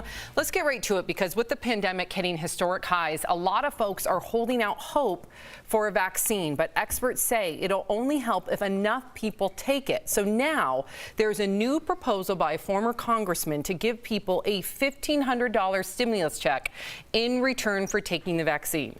Speaking of which, there's been a setback with the Pfizer vaccine. Instead of supplying 100 million doses by the end of this year, the company now estimates they'll only be able to make 50 million doses. So DBL Nation, we got to hear from you on this one. Should the stimulus check be tied to taking the vaccine? Go to dblvote.com to weigh in. Jeff, what do you think? I think it's a great incentive to take the vaccine, right? I think we need a great education on what this vaccine actually is, how it's different than vaccines in the past, because I think everyone's just scared, right? There's all these rumors going around about vaccines in the past. Does it create autism, things like that? We need to sit down, maybe have it like a national mandate and explain what is in this vaccine. I do think it's a great incentive, and for people who don't want to get that, there should be repercussions. Like if you do attract coronavirus with the vaccine and someone comes and didn't get the vaccine, guess what? You're behind them in line because those people obliged to getting the vaccine. I think that, Jeff, trust me, I'm on your team with this one, and I do agree it's a great incentive. It's like, I know people are going to say, well, you're just kind of forcing people to get this vaccine. Look, it's like an incentive if you're going to buy a car. Sometimes for holidays, they'll have $1,500 off of, some Honda or some Toyota. If you're not buying a car, it's not going to change your opinion. But if you are, you're like, well, let's do it this December. Yeah. There's an incentive to do it now. So I do understand the incentive. And look, I don't know about putting people behind, but there has to be some kind of something for not getting this done. I think it's a bad idea. I think it's a bad idea. And you know I'm pro-vax. Why right? do you think it's bad? I think it's a bad idea because, number one, I don't think that the stimulus package should be tied to an incentive for the vaccine. That should be completely different considering how many people are struggling. If somebody is anti-vax, even though I strongly oppose that point of view, because maybe their child is autoimmune suppressed, they then can't get their stimulus package because they then thought or think that they're protecting their child. So I think it's absolutely a dangerous incentive, and I don't like dangling a carrot when it comes to vaccines. See, and I think it's the only way. I think we're red, white, and blue, but we only see green. And I think if we want 70% of this population to get immunized, you have to tie them But together. how do you listen, I agree with you. More than anything, do I want this eradicated? But how do you tell that to a parent who perhaps is vaccine injured themselves, or perhaps they're worried that their child who is already autoimmune suppressed, how do you tell that to them when they have a small business and they need that stimulus check just as much as anybody else does, but then they're not awarded that stimulus check because they did not get the vaccine? I think there's too many nuances here to have one blanket line in the sand. Yeah, I hear you. So it's a tough one. It really is. But let's see. My thing is, Sam, I don't mean to butt in here, but everyone wants the coronavirus over, right? We've been dealing with this 9 months. People want businesses back. People want their lives back, right? Well, here's the answer. And now people are complaining about the answer that we have on the table. It's like it's a never-ending circle of people complaining about what life is given them. You can't say it's complaining, though, I just don't. I don't know. I don't think that we should use the word complaining because I think what's most egregious here to me is tying it to the stimulus payment. Do I agree? Let's give people incentive to get the vaccine so we can eradicate it. Yes. I don't want to convolute the stimulus package that is going on right now with Congress with the vaccine when so many people need it, and when there are little nuances when it does come to certain people. What if there's somebody that had cancer and they can't take the vaccine, and then therefore they're not allowed their stimulus payment? So I think that this is much more nuanced. No, I'm sure there's stipulations. I'm sure there's stipulations in it. I'm sure it's not steadfast. I'm sure if you cannot take the vaccine, I'm sure there's ways around to get your payment. Well, I hope so. I really do, because too many Americans are suffering, and I want to see every single American get their stimulus payment, regardless what their belief systems are. 69% no should the stimulus payments be tied to getting the vaccine. Okay, so switching gears here. It was a scary scene at a high school football game in Texas last night. Check out what happened. A player got upset after he was ejected from the game. After leaving the field, the player ran back on, body slammed the official. The ref fell hard and remained on the turf for quite a while. The player ended up getting escorted off the field by police officers, and the official was checked out by paramedics for a possible concussion. What should happen to this player, Al? It's tough. Jeff, you played high school and college football, so I want to hear from you. But I look at this as a young man that obviously clearly has anger management issues. Is this assault? Absolutely. The question for all of us is, what do we do with the 17, 16-year-old kid? Do we charge him with assault? He now has a felony or something on his record, kick him out of school. His life will go down the path that usually happens to people that happens to. Or do we attempt to save him? If that was my father, that was that referee, I would say to heck with this kid. But I do wonder, kind of like your point last time, Sam, do we want to use the carrot or the stick in this situation? Well, here's a question, too, and I don't know, I'm going to ask you and Jeff and Sam if you know this. Is CTE a real possibility for someone at that age? Could he have anger issues and impulse control problems because of concussions he got during football? Not that excuses it. Jeff, did you ever have trouble managing your impulses while you're playing football because of the rigorous, whether you've been concussed before or whether it was just being in that mentality with the testosterone?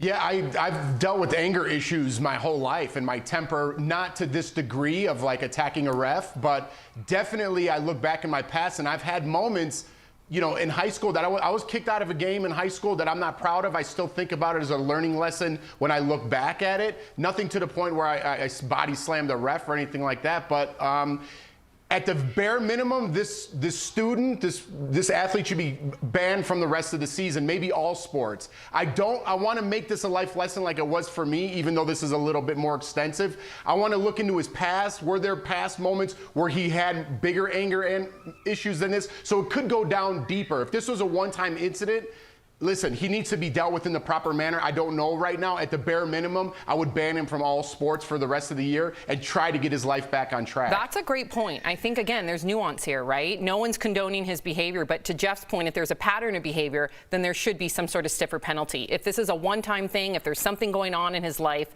of course, still severe consequences, but perhaps maybe look into what could actually help this kid. And I would argue Jeff is living proof that if you get a hold of this, you identify it, and you start working towards it, you can be a functional, highly functional member of society with a family. Wow.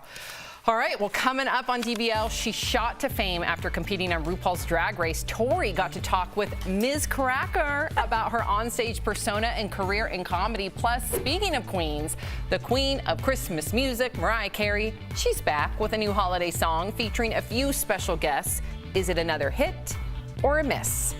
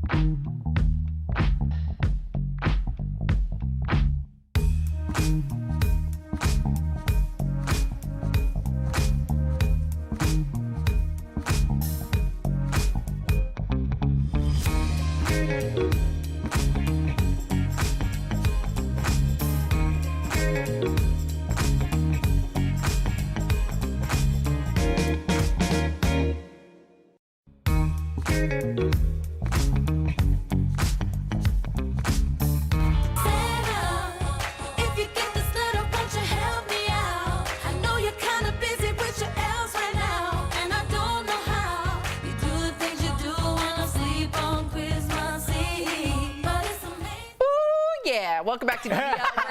That's some Friday energy. We need that, Sam. Getting into the holiday spirit with Mariah Carey's new Christmas song, Oh Santa, with Ariana Grande and Jennifer Hudson. Of course, it's the most wonderful time of the year when holiday songs are everywhere, but Blake Shelton recently revealed his go-to song. It's a bit unusual. It's I Want a Hippopotamus for Christmas. Sophie loves that song. Here's the version we dug up. Have a listen.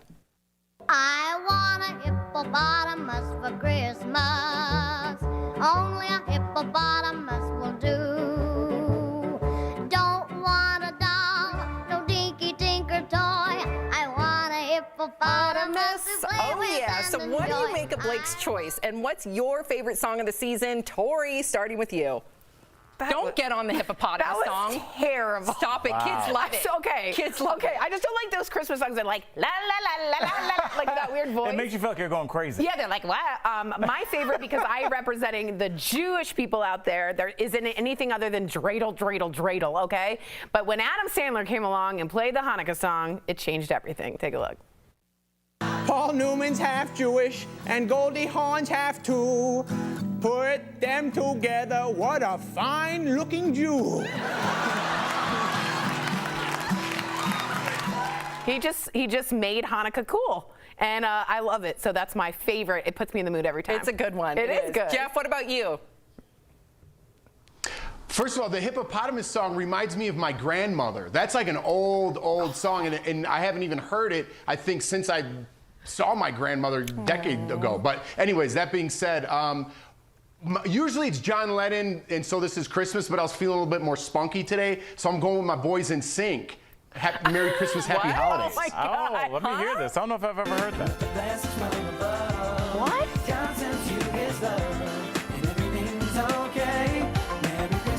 Oh my gosh, I've never heard of that song before. I love NSYNC, but yeah, that's not a Christmas classic, Jeff. That is a jam in my house. Jeff, I'm going to have to step it up really quickly, man. I know you're going to be down with this. How about the boys? No, you're last. We're saving you for last. I'm not even, I was so I'm excited. being told right now we have to save Al for last. We'll find out why. Okay, so this is my fave. Oh, I didn't see your name there. Good one, Al. Yes, thank you.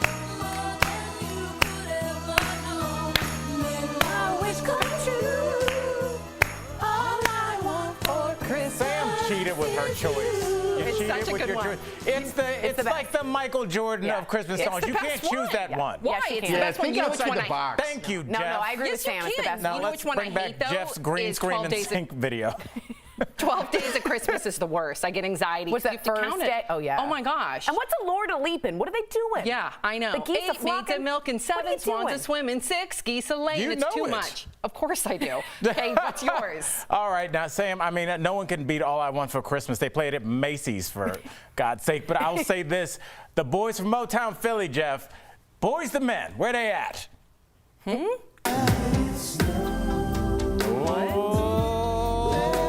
Little quarantine, little hot cocoa.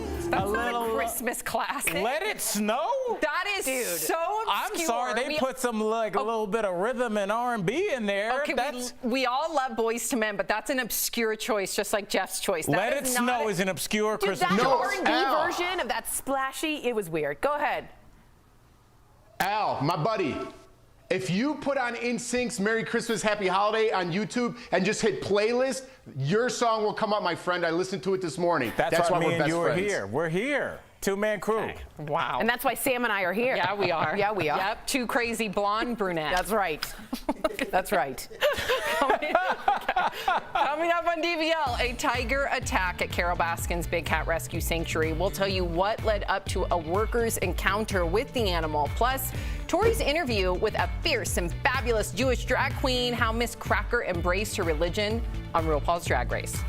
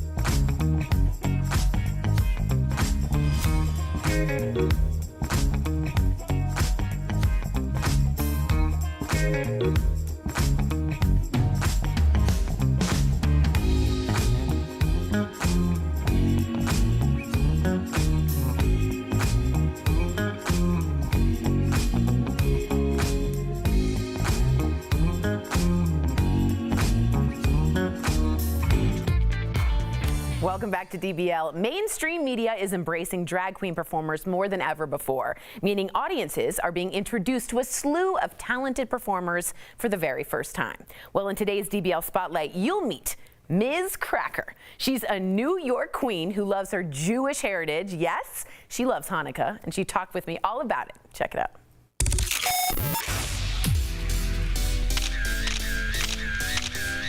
I am here with the one, the only Ms. Cracker. Woo-hoo! I'm so excited she's you're a here.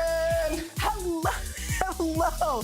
I wanted to first ask you, you are a proud Jew like I am. First of all, member of the tribe, holla, holla. Yes. You don't see drag mixed with religion a lot, and you've incorporated it into your entire sort of aura. Tell us about that and how you've mixed Judaism into it, because I love it. Well, I didn't know what a Jewish girl I was until I watched season 10 and I heard all of the Yiddishisms that I made. Yeah. And I was like, oh my God, I'm so like irrepressibly Jewish that I need to just embrace it. Do you know what I mean? Because anything else would be like swimming against the tide, and you don't want to do that. You drown. Anywho. Have you been able to practice drag? Where have you been finessing Miss Cracker since the COVID-19 pandemic? I've been doing outdoor shows. I've been doing stand-up, and I was like, oh, I don't know if I have time for stand-up. And COVID was like, guess what? You have time. Were you more nervous to do drag the first time or stand-up? I was more nervous to do stand-up because when I first did drag, when I was first to do drag, there was like 4 people in the room. Do you know what I mean? And nobody was paying attention. So having to start from the ground up on something that while everybody's looking, I think was terrifying. Yeah, my stand-up usually had 4 people in the room and no one was listening either. So that sounds more like my stand-up. Honestly, that's how you know you're doing stand-up right. Yeah.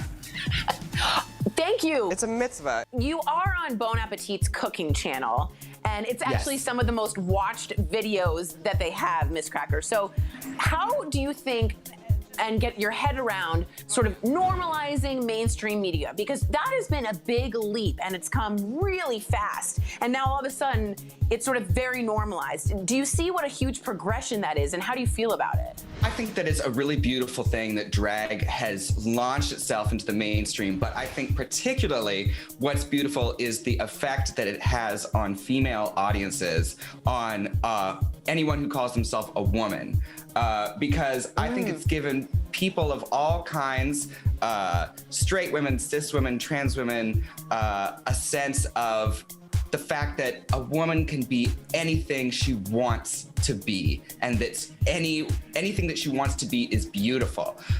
So that's what I think is the most beautiful part for me, is that sense of empowerment it gives people. Okay, so tell me about your Hanukkah plans. Do you have any? Are there gonna be latkes? What do you do? I have very special Hanukkah plans. One of them is to release my singles. I have a single with Jujubee from All Stars 5 called 8 Days of You. Yes. And I have a single called Get Me the Out of Here, which is all about the joys of spending the holidays with family. Thank you so much, Miss Cracker, for stopping by. For more Miss Cracker in your life, check out her podcast, She's a Woman. She's a woman! Where she interviews women from all different industries about their experiences. And remember, tickets for her tour are on pre-sale now. It has been such a pleasure. It has been what you call beshert in Yiddish. It means it was meant to be. Yeah? It was meant to be. Yes, it's a mitzvah. It's a good thing, I know. Thank you, darling. It's a mitzvah. It's a good deed. Thank you, love. Mwah. Take care. Promotional consideration.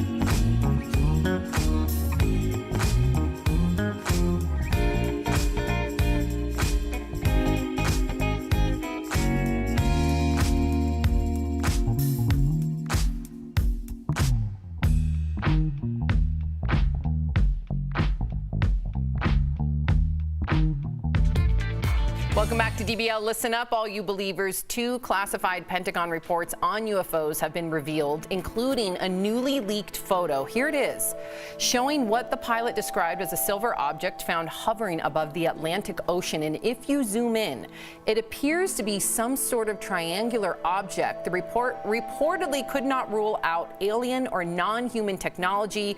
Now, here's where it gets really weird. There is some speculation that some UFOs are able to move through the air and underwater, raising the possibility that aliens are operating beneath the ocean. You know what they say, Jeff, that we know more about the moon and outer space than we know about our own ocean. Exactly. They're living in the center of Earth, just like they're living in the center of the moon. He thinks they're in the moon. Oh, Jeff has his candy shell He Skittles thinks the moon's theory. inside out. He's not going to let go of that, is I he? like it. I think we have a lot to learn when it comes to alien life. I think it's all been classified for a reason. I think it's dripping out. I think Drip most dripping people out. know. I think most people think there are. We're starting to. I think we know the tip of the iceberg, bro. All right. Okay. All right. I know we're at a frat bar. Let me turn my hat backwards. Play some darts. Beer pong. Sticking around. Here's what's coming up on DBL. Is it the end of the movie theater? The major films that you'll soon be able to see in the comfort of your own home. And we're going to talk about Carol Baskin. Stay tuned.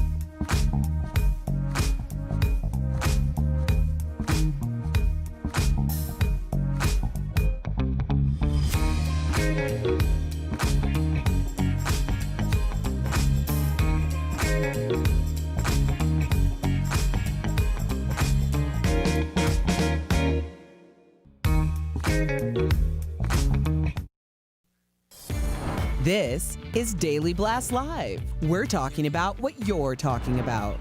Real, honest, entertaining, live. DBL starts right now. Welcome to DBL. I'm Sam here with Alan Torrey. Jeff joining us from home. Okay, so Warner Brothers is shaking things up by streaming all of its new movies at the same time they're in theaters. Bravo. The studio decided to release the new Wonder Woman film in theaters and on HBO Max on Christmas Day. I cannot wait. But now it's going to be doing the same thing for all of its new titles in 2021. So that means next year, films like Dune, The Suicide Squad, and The Matrix 4 will hit theaters and HBO Max on the same day. Now, after a month, the movies will only be in theaters until they become available to rent on other platforms. Thank God. So you're excited about this. Are you worried about it killing the theaters for good? I think theaters right now are in major trouble anyway. I got to be honest with you. I'm sitting on my couch. I don't have kids. I'm waiting for content. You have millions of us out there waiting for content. That is such an audience and an eyeballs that you would never, ever see other than this pandemic. Don't go and release it in the theaters like the Vince Vaughn Freaky Friday, whatever it was. I'm not comfortable going to a theater right now. A lot of us aren't. Put it out at the same time and you're going to get an enormous boost. I really think every streaming service should be doing this. I really do. I think the problem comes in, and you never, I'll never know this. I'm not a venue operator, but I think they make a lot of money at the box office through tickets. And I don't know what the streaming money is, but I know for music, it's not as good as ticket sales at your concert. So I would assume that that kind of financial plan also kind of translates into movies. So I think it's a big financial blow. And I wonder, Sam, if we're going to start to lose the big box office, super expensive movies because just streaming them, it doesn't bring back the same profit. I don't know, because you look about all the big actors, right? And I know they might not have as many explosions, Jeff, as like a Michael Bay film, but you look at all the big actors that are on streaming TV series and movies nowadays. So clearly they're making enough money to pay those giant A-listers, but yeah, we might not have a Transformers 5. 7. Just reached in the hat and pulled out a movie. Okay. Well, Michael Bay and explosions. I nailed it. You nailed that one. Nothing, Jeff? Wow. Oh, I don't know. I didn't know how to follow that. Okay, you can still make explosions. And I hear kids screaming in the background why at your can't house. You make an Get explosion? it together. You didn't say Jeff. I'm like 5 seconds behind over here. I'm frustrated. I know. I believe me. It's I hard did to say be at Jeff, home. but there's a lot going on. I think a lot of parents feel Jeff right now, man. Yeah, I really feel appreciate him. you, man. Whew. Okay, so let's go to the next story. A volunteer worker was attacked at Tiger King star Carol Baskin's Big Cat Rescue. Her arm was nearly torn off while she was attempting to feed one of the tigers at the rescue in Florida. The woman had worked there for 5 years. In a statement, Carol said she broke protocol by sticking her arm in the cage to feed the tiger. Her arm was broken in 3 places and her shoulder badly damaged. Tori, you interviewed her. Do you think this is going to be a blow to her rescue and her reputation? Yes, first of all, obviously, yes. But second of all, she had a huge night. So at the very same time that this happened, the House of Representatives just passed the bill that Carol Baskin has been working on for decades. It's called the Big Cat Bill, and it bans people who are in private parties from owning big cats. So in the animal world, she had this major success last night, and then it was tampered down by an employee or I was going to say, Tori, does that bill ban having volunteers do employee-based work? Let's stop calling them volunteers. Volunteers hand out tickets. They show the audience where to sit. A volunteer should not be feeding the tigers. There's wildlife That's an volunteers, unpaid though. employee. There's a lot. They should be paid, but there's a lot of wildlife volunteers or people that just love animals or they're animal but that activists. doesn't mean they have the skill to do it, Sam. But perhaps they're being trained. I know if I had all the money in the world, I would want to work as some sort of animal volunteer, and I would want to be in there handsy.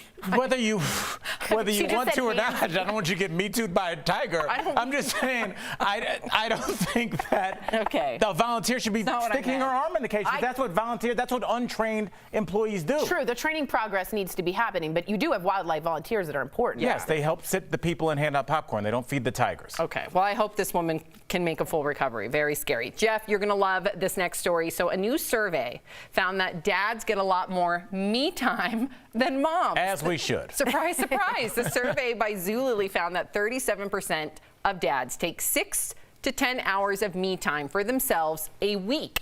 Meantime, 68% of moms say they only take 1 to 5 hours of me time in a week. Another survey found that nearly 60% of moms are experiencing burnout during the pandemic, and 43% of women who live with a partner feel they get no help. Wow. Now, I know you're a very hands-on dad, Jeff. What do you make of this?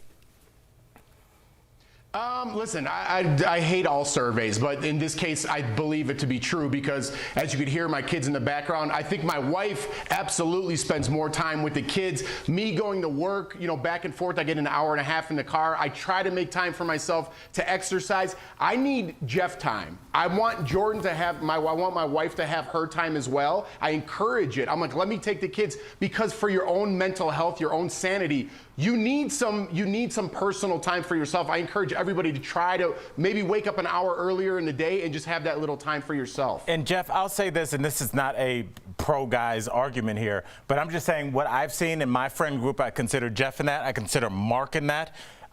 Look, men, it's a cool thing to be with your kids now. I have not seen a picture of your daughter without your husband in there. Jeff is a hands-on father. I am a hands-on, touchy-feely, loving father, and it's taking a couple generations, but I feel like it's kind of starting with this one because our grandfathers really did grow up with kids should not be seen, not heard. And it takes a couple generations to get rid of that, but I think that we are doing it, but I'm not saying it's fair. It's getting better. Yeah, well, it is getting better, but it's definitely not equal. Definitely not equal. And we can't ignore those numbers by acknowledging those numbers in any way, shape, or form does not negate all the hands-on work you do as a father, Al, or Jeff does. But when it boils down to it, women, and I wonder if it comes down to biologically, we seem to multitask more, right? So you're getting ready, you're on the phone, you're also making the kids lunch. Breastfeeding. That's everything that I'm doing in the morning. Not to say my husband doesn't help out a ton, but I almost liken it to, and I would love to see another study, sorry to say that, Jeff, but another study that would look at, do women multitask more than men or better than men? Not to say that men don't do other things that biologically that are better than women. I don't want to get in hot water here because I really do appreciate, especially all the single dads out there, but I think there is a discrepancy. Yeah, I do. Yeah, I'd agree with that. Oh, I'd okay. agree And with Jeff that. is frozen, I'm told. Poor Jeff. Okay. Residents at an Ohio nursing home found a way Cleveland. to blow off steam. Watch.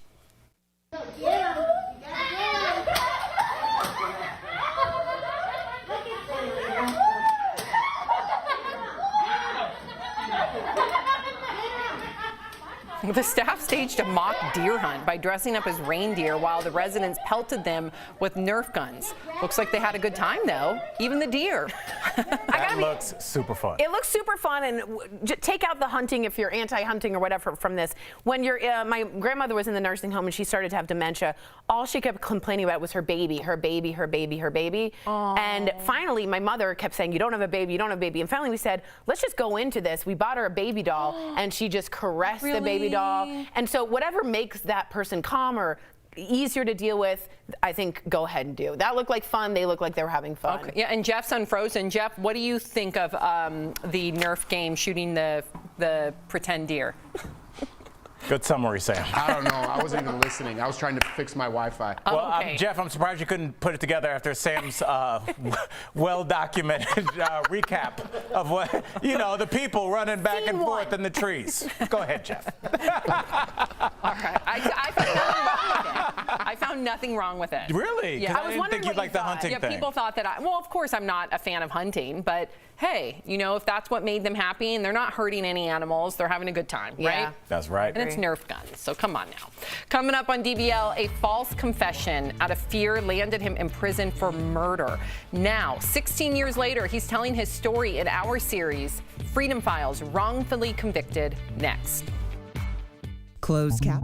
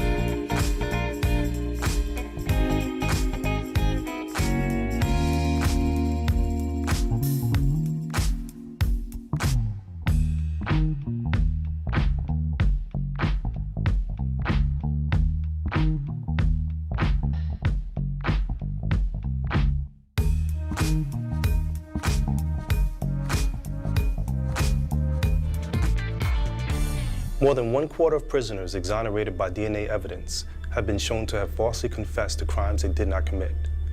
I should know. I am Yusuf Salam, one of the Central Park Five. When it comes to false confessions, it's believed that nearly 40% of them involve teens. In today's Freedom Files, wrongfully convicted, we chat with Jeffrey Deskovic, who went to prison at 17. His story is a warning to us all. Innocent people do confess to crimes they did not commit. Earlier, Eric and I caught up with him.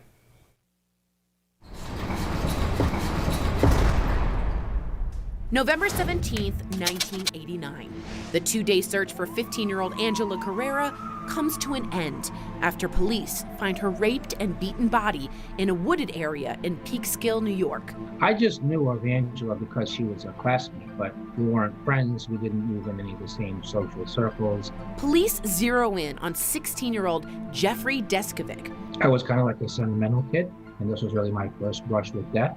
But the police interpreted my being emotional as some outward sign that I was sorry for what I had done. Jeffrey, who has his own dreams of being an officer one day, is told by police that they need his help to crack the case.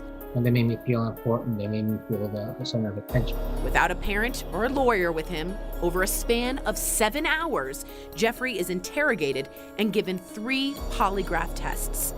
They put me in a small room and gave me countless cups of coffee. Just for the purpose of getting me wired up. So he invaded my personal space. He raised his voice at me and kept asking me the same questions over and over again. Towards the end of the interrogation, he said to me, "What do you mean you didn't do it? You just told me through the polygraph test result that you did." Gripped by fear, Jeffrey lies and confesses to the crime. By the time everything was all said and done, I had collapsed on the floor into a fetal position, crying uncontrollably. He is arrested and charged with first-degree rape and second-degree murder. A rape kit is presented at trial, but Jeffrey's DNA isn't a match. In order to explain away this DNA, the prosecutor got the medical examiner to commit fraud. The medical examiner tells jurors that he forgot to document medical evidence on the autopsy that shows the victim was sexually active. Therefore, the DNA mismatch doesn't matter. And I was really shocked. I mean, I actually couldn't believe my hearing. Jurors are told that Jeffrey strangled Angela in a jealous rage, and he is found guilty. Jeffrey earns his GED and associate's degree and studies his case daily. And I had to hold it together because I knew that nobody was coming to my rescue. His other daily struggle is keeping his conviction a secret from other inmates. And you have that title of rapist, and that's considered to be the bottom of the totem pole, and the other prisoners, they take on like a vigilante type of mentality. One instance leaves Jeffrey fighting for his life after inmates discover his true conviction and beat him with a 10-pound weight. In January of 2006, the Innocence Project takes Jeffrey's case, and the DNA evidence is put into a new database. Months later, the system matches the DNA to another convicted murderer. So I remember when I got the news. I remember I was in Sing Sing, and I remember the guard opened my cell and told me I had a visit. And she told me that you're going home tomorrow. After 16 years in prison, Jeffrey is released and his conviction is overturned. His indictment is dismissed on grounds of actual innocence. Jeffrey, welcome to DBL. Thank you for sharing your story. Now, I want to talk to you about your confession. Why did you admit to something you know you didn't do? Because I was threatened, I was coerced. That was over a 7-hour interrogation, and I was 16 years old. Your mom didn't even know. You said that you were in a fetal position underneath the desk at the end of it. Was that the worst part of the interrogation? Walk us through it, or were there other parts that when you look back in hindsight as an adult, it makes you shudder? Just being attached to a polygraph machine, being put into a small room. You know, I wasn't used to talking to adult males, and for just the third-degree tactics that the polygraph is engaged in, I mean, invading my personal space, raising his voice at me, asking the same questions over and over again, getting more ferocious as each hour passed, and really just being in fear of my life. I mean, the fact that I didn't know where I was and that nobody else knew where I was either, it loomed very large in my mind. So all of those things were terrifying. You know, as tragic as your story is, it's unfortunately incredibly common. What is a common misconception about confessions? That an innocent person would never confess, whereas coerced false confessions have been the cause of wrongful conviction in 25% of the DNA-proven wrongful convictions. And while adults have given coerced false confessions, particularly vulnerable populations are people with mental health issues and also youth. So I think that's the biggest thing. The second thing is that I don't think the public understands that a lot of times in the course of these interrogations, the police give the suspects details of the crime, which when the person being questioned gives the false confession, they incorporate those details that they were already given into the story. The prosecution turns around and says, well, look, those are details that only the killer would know. Every time the wrong person is convicted, it leaves the actual perpetrator free to strike again. You know, that happened in my case. The actual murderer committed a second crime. He killed a school teacher and mother of 2. So I really see this as a public safety issue and about accuracy and justice. You are just an incredible human being. You know, throughout all of this adversity, you have managed to persevere, and we understand that congratulations are in order because you recently got your law license. How are you hoping to make a change? Sure. So I did start a nonprofit, the Jeffrey Deskovic Foundation for Justice, using some of the compensation that I got, and we've been able to get 8 people home that are wrongfully imprisoned, and we've been able to help pass 3 laws. I am intending to represent some of the clients of the foundation myself. I got tired of sitting in the front row of the courtroom. I wanted to be able to sit at the defense table. You know, wrongful conviction is a countrywide problem. It's better to prevent wrongful convictions, as great as it is to exonerate. So I think that the policy work is just as important. So I see the law license and having an application in that as well. Amen. Right. Wow. Thank you so much, Jeffrey. For those of you looking to learn more about Jeffrey's story, check out his documentary, Conviction, which is available on Amazon. And if you want to help him fight for others, visit his nonprofit, the Deskovic Foundation. Thank you so much, Jeffrey. Thank you for having me on.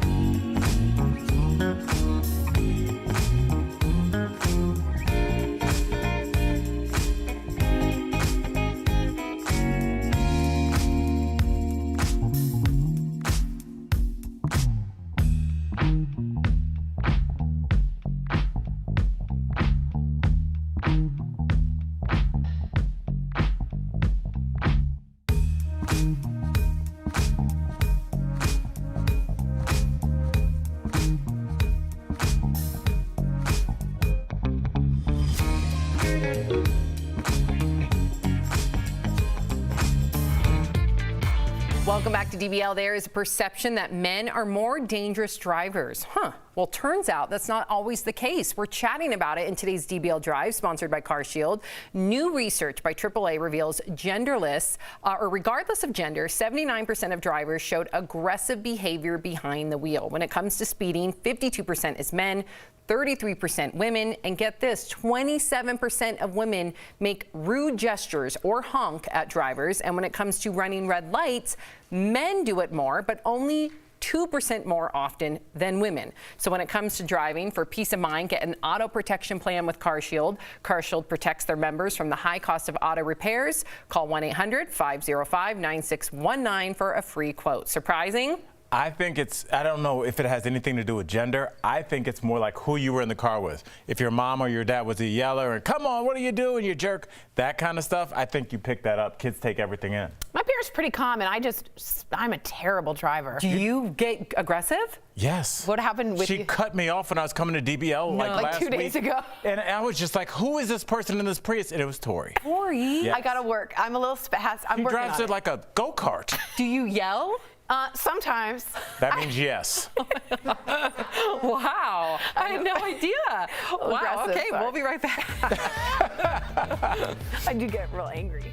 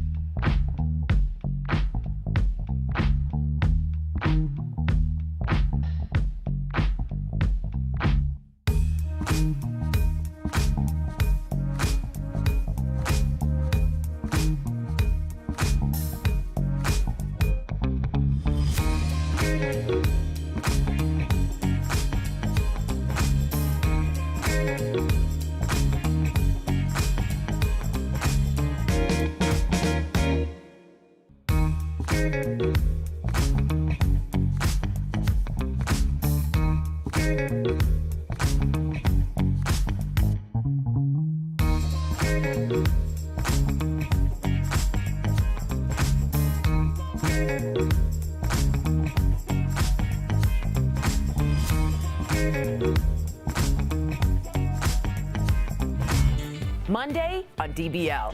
Comedian and Daily Show correspondent Roy Wood Jr.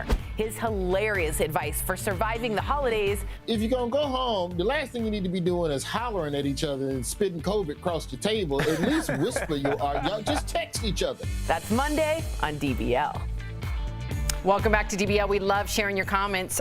We have a ton of comments regarding the Christmas carols. So Carrie on Facebook says Last Christmas by Wham is the classic. Jan says Dominic the Donkey. Rebecca, Baby It's Cold Outside. And Coral says Jeff, NSYNC song is a Christmas classic. I love Dominic the Donkey. I know it is. Thank you. Jeff, now, what is the donkey song? Hey, what's Dominic? Jeff, do you remember Dominic the Donkey? What is that? How's it go, Hee-haw, Jeff? hee-haw. Yeah, of course. Yeah. Dominic the Italian Christmas donkey. Yeah, it's the Christmas He's donkey. just a donkey Don't say that the represents Christmas donkey like, oh, yes, everybody, now go into your the cutest weekends. little donkey that doesn't kick. Hee-haw, I hee-haw. can't hear. See you guys. That's how it goes. Okay, as we leave, we're going to leave you with this amazing video by One Voice Children's Choir singing Memories by Maroon 5. Oh. Enjoy. DBL's new every day. We'll see you Monday. Bye guys.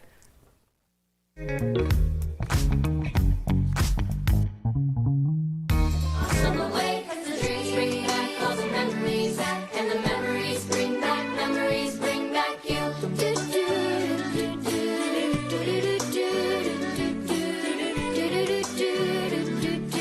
Memories bring back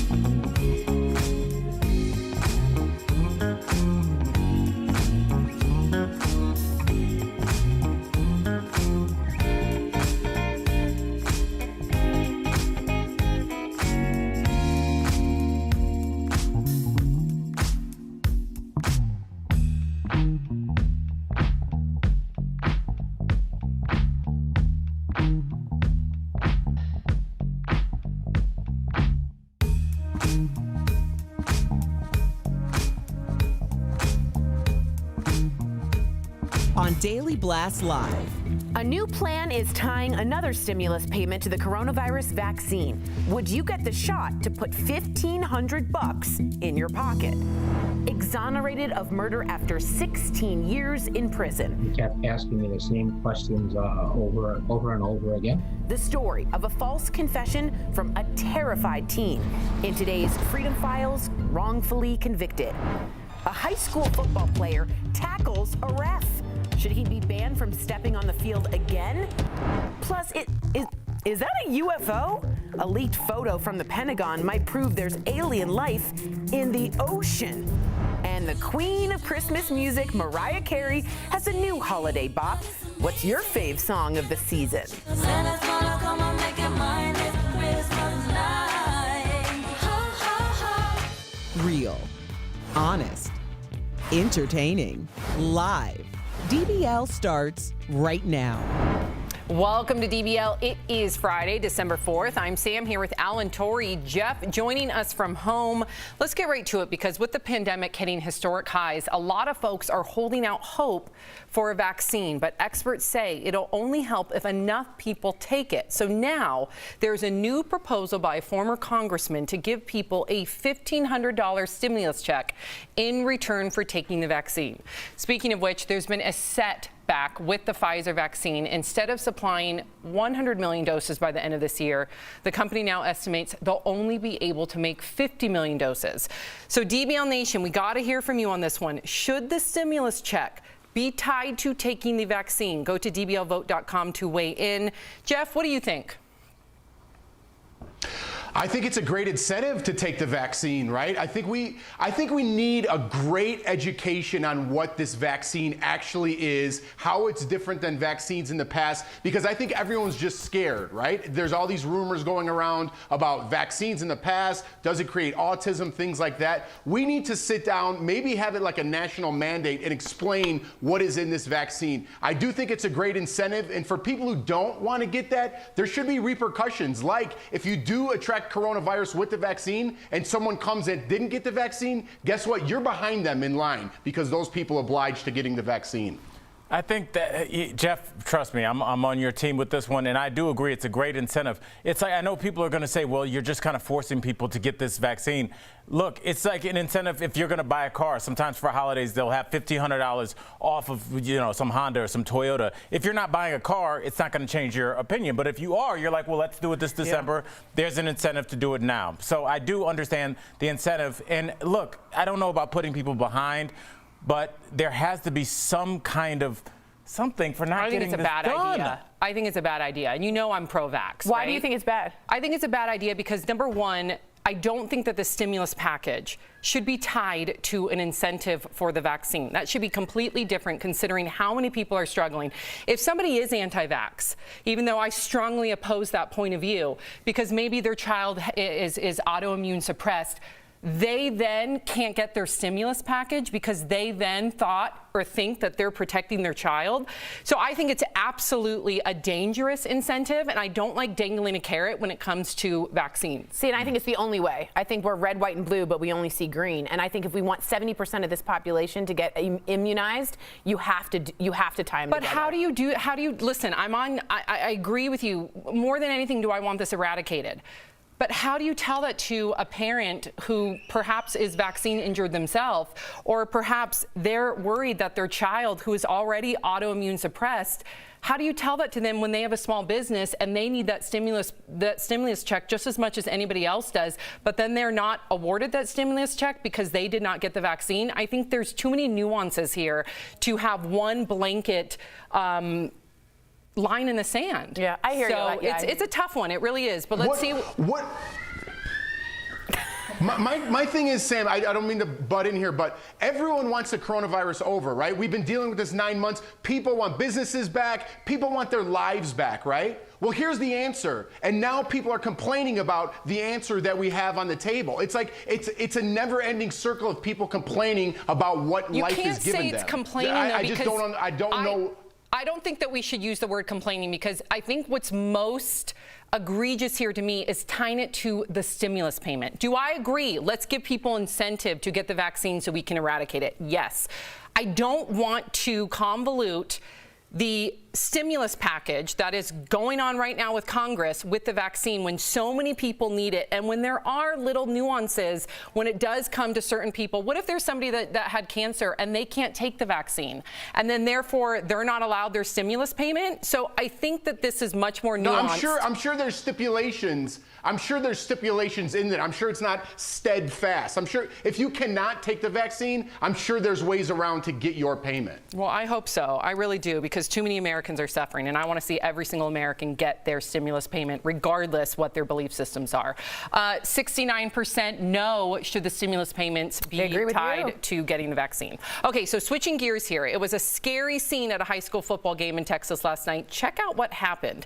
A player got upset after he was ejected from the game. After leaving the field, the player ran back on Body slammed the official. The ref fell hard and remained on the turf for quite a while. The player ended up getting escorted off the field by police officers, and the official was checked out by paramedics for a possible concussion. What should happen to this player, Al? It's tough. Jeff, you played high school and college football, so I want to hear from you. But I look at this as a young man that obviously clearly has anger management issues. Is this assault? Absolutely. The question for all of us is, what do we do with the 17, 16-year-old kid? Do we charge him with assault?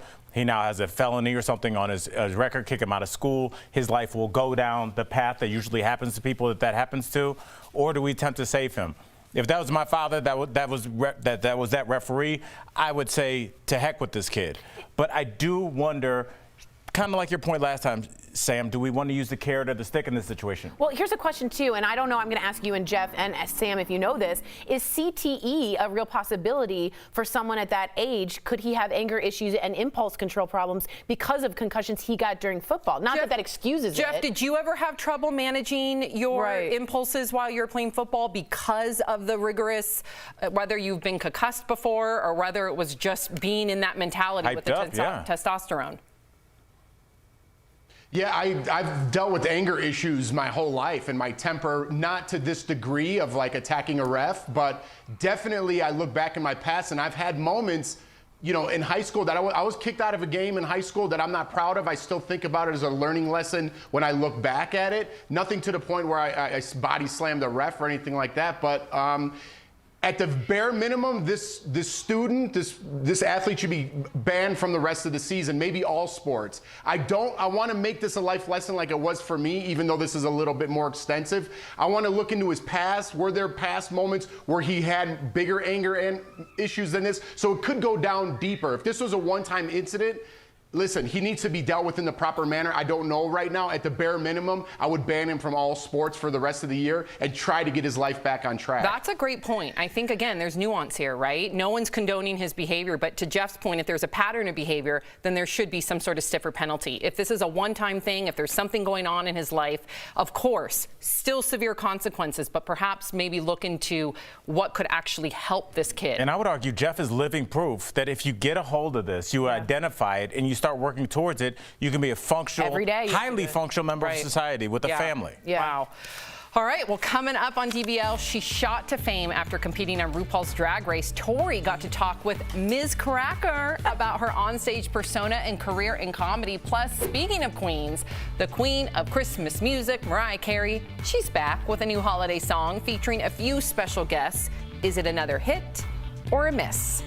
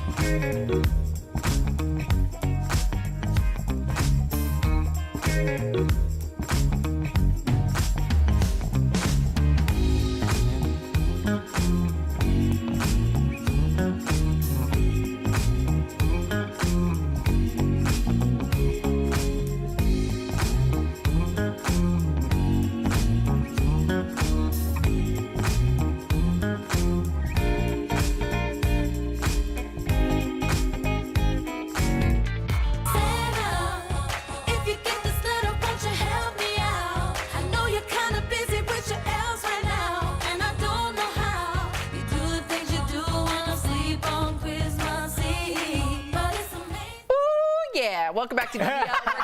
That's some Friday energy. We need that, Sam. Getting into the holiday spirit with Mariah Carey's new Christmas song, Oh Santa, with Ariana Grande and Jennifer Hudson. Of course, it's the most wonderful time of the year when holiday songs are everywhere, but Blake Shelton recently revealed his go-to song. It's a bit unusual. It's I Want a Hippopotamus for Christmas. Sophie loves that song. Here's the version we dug up. Have a listen. I want a hippopotamus for Christmas. Only a hippopotamus will do.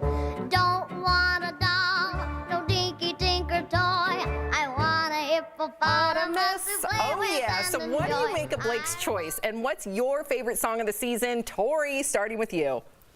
Don't get on the hippopotamus song. Terrible. Stop it. Kids love it. Okay. Kids love it. I just don't like those Christmas songs that are like la la la la la la, like that weird voice. It makes you feel like you're going crazy. Yeah, they're like, what?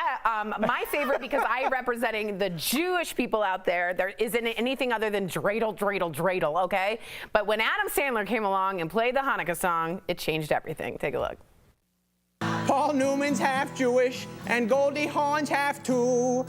Put them together, what a fine looking Jew. He just made Hanukkah cool. And I love it. So that's my favorite. It puts me in the mood every time. It's a good one. It is good. Jeff, what about you?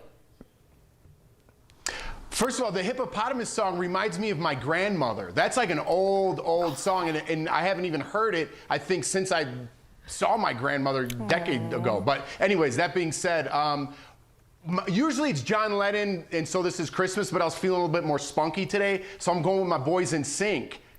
Merry Christmas, Happy Holidays. Oh, my God. Oh, let me hear this. I don't know if I've ever heard that. What?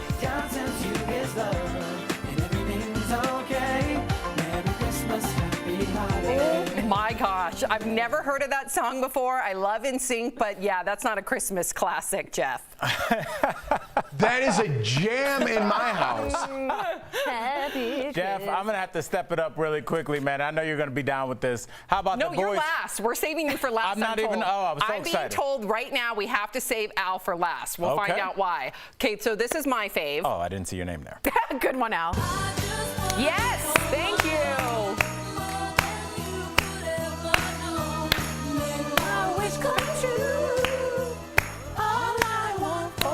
Sam cheated with her choice. You It's cheated such a with good your one. choice. It's like the Michael Jordan of Christmas It's songs. the You best can't choose that one. one. Why? Yes, you It's can. the best one. think You know which outside one the I box. Thank you, Jeff. No, I agree with Yes, you Sam. It's the can. best Now one. You know let's which one I bring back hate, though, Jeff's green is screen 12 and Days of- sync video. 12 Days of Christmas is the worst. I get anxiety. What's You that have to first count it. day? Oh, yeah. Oh my gosh. And what's a Lord a leaping? What are they doing? Yeah, I know. The geese 8 are maids flocking. a milking, What are 7 you swans doing? a swimming, 6 geese a laying. You It's know too it. much. Of course I do. Okay, what's yours? All right, now, Sam, I mean, no one can beat All I Want for Christmas. They play it at Macy's, for God's sake. But I'll say this. The boys from Motown Philly, Jeff, Boys the Men, where they at?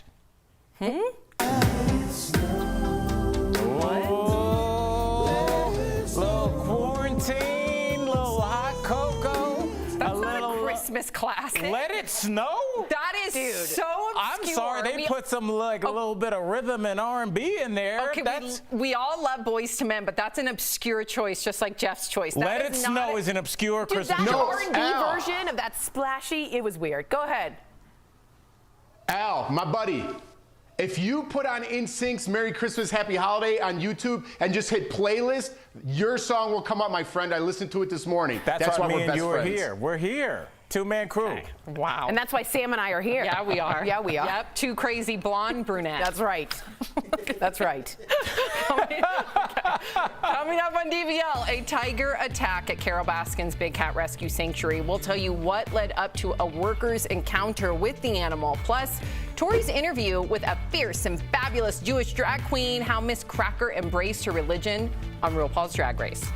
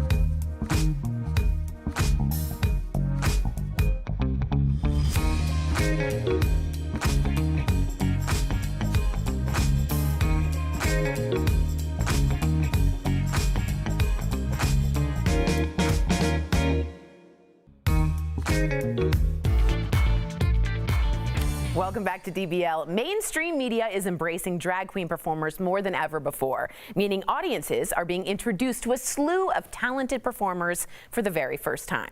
Well, in today's DBL Spotlight, you'll meet Ms. Cracker. She's a New York queen who loves her Jewish heritage. Yes, she loves Hanukkah, and she talked with me all about it. Check it out.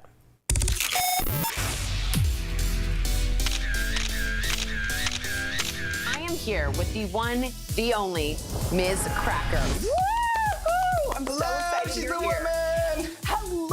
Hello. I wanted to first ask you, you are a proud Jew like I am. First of all, member of the tribe, holla, holla. Yes. You don't see drag mixed with religion a lot, and you've incorporated it into your entire sort of aura. Tell us about that and how you've mixed Judaism into it, because I love it. Well, I didn't know what a Jewish girl I was until I watched season 10 and I heard all of the Yiddishisms that I made. Yeah. And I was like, oh my God, I'm so like irrepressibly Jewish that I need to just embrace it. Do you know what I mean? Because anything else would be like swimming against the tide, and you don't want to do that, you drown. Anywho. Have you been able to practice drag? Where have you been finessing Ms. Cracker since the COVID-19 pandemic? I've been doing outdoor shows. I've been doing stand-up, and I was like, oh, I don't know if I have time for stand-up. And COVID was like, guess what? You have time. Were you more nervous to do drag the first time or stand-up? I was more nervous to do stand-up because when I first did drag, when I was first to do drag, there was like 4 people in the room. Do you know what I mean? And nobody was paying attention. Yeah. So having to start from the ground up on something that while everybody's looking, I think was terrifying. Yeah, my stand-up usually had 4 people in the room and no one was listening either. So that sounds more like my stand-up. Honestly, that's how you know you're doing stand-up right. Yeah.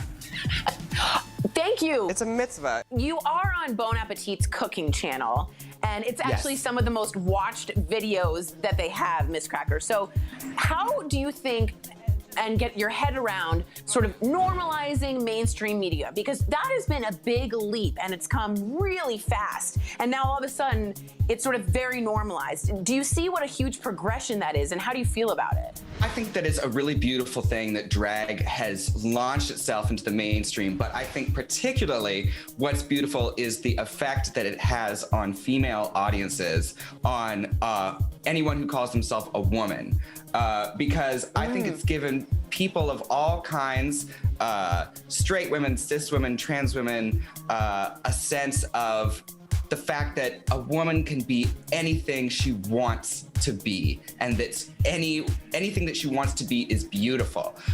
So that's what I think is the most beautiful part for me, is that sense of empowerment it gives people. Okay, so tell me about your Hanukkah plans. Do you have any? Are there going to be latkes? What do you do? I have very special Hanukkah plans. One of them is to release my singles. I have a single with Jujubee from All Stars 5 called 8 Days of You. Yes. And I have a single called Get Me the Out of Here, which is all about the joys of spending the holidays with family. Thank you so much, Miss Cracker, for stopping by. For more Miss Cracker in your life, check out her podcast, She's a Woman. She's a Woman! Where she interviews women from all different industries about their experiences. And remember, tickets for her tour are on pre-sale now. It has been such a pleasure. It has been what you call beschert in Yiddish. It means it was meant to be. Yeah? It was meant to be. Yes, it's a mitzvah. It's a good thing right now. Thank you, darling. It's a mitzvah. It's a good deed. Thank you, love. Mwah. Take care. Promotional consideration is brought to you by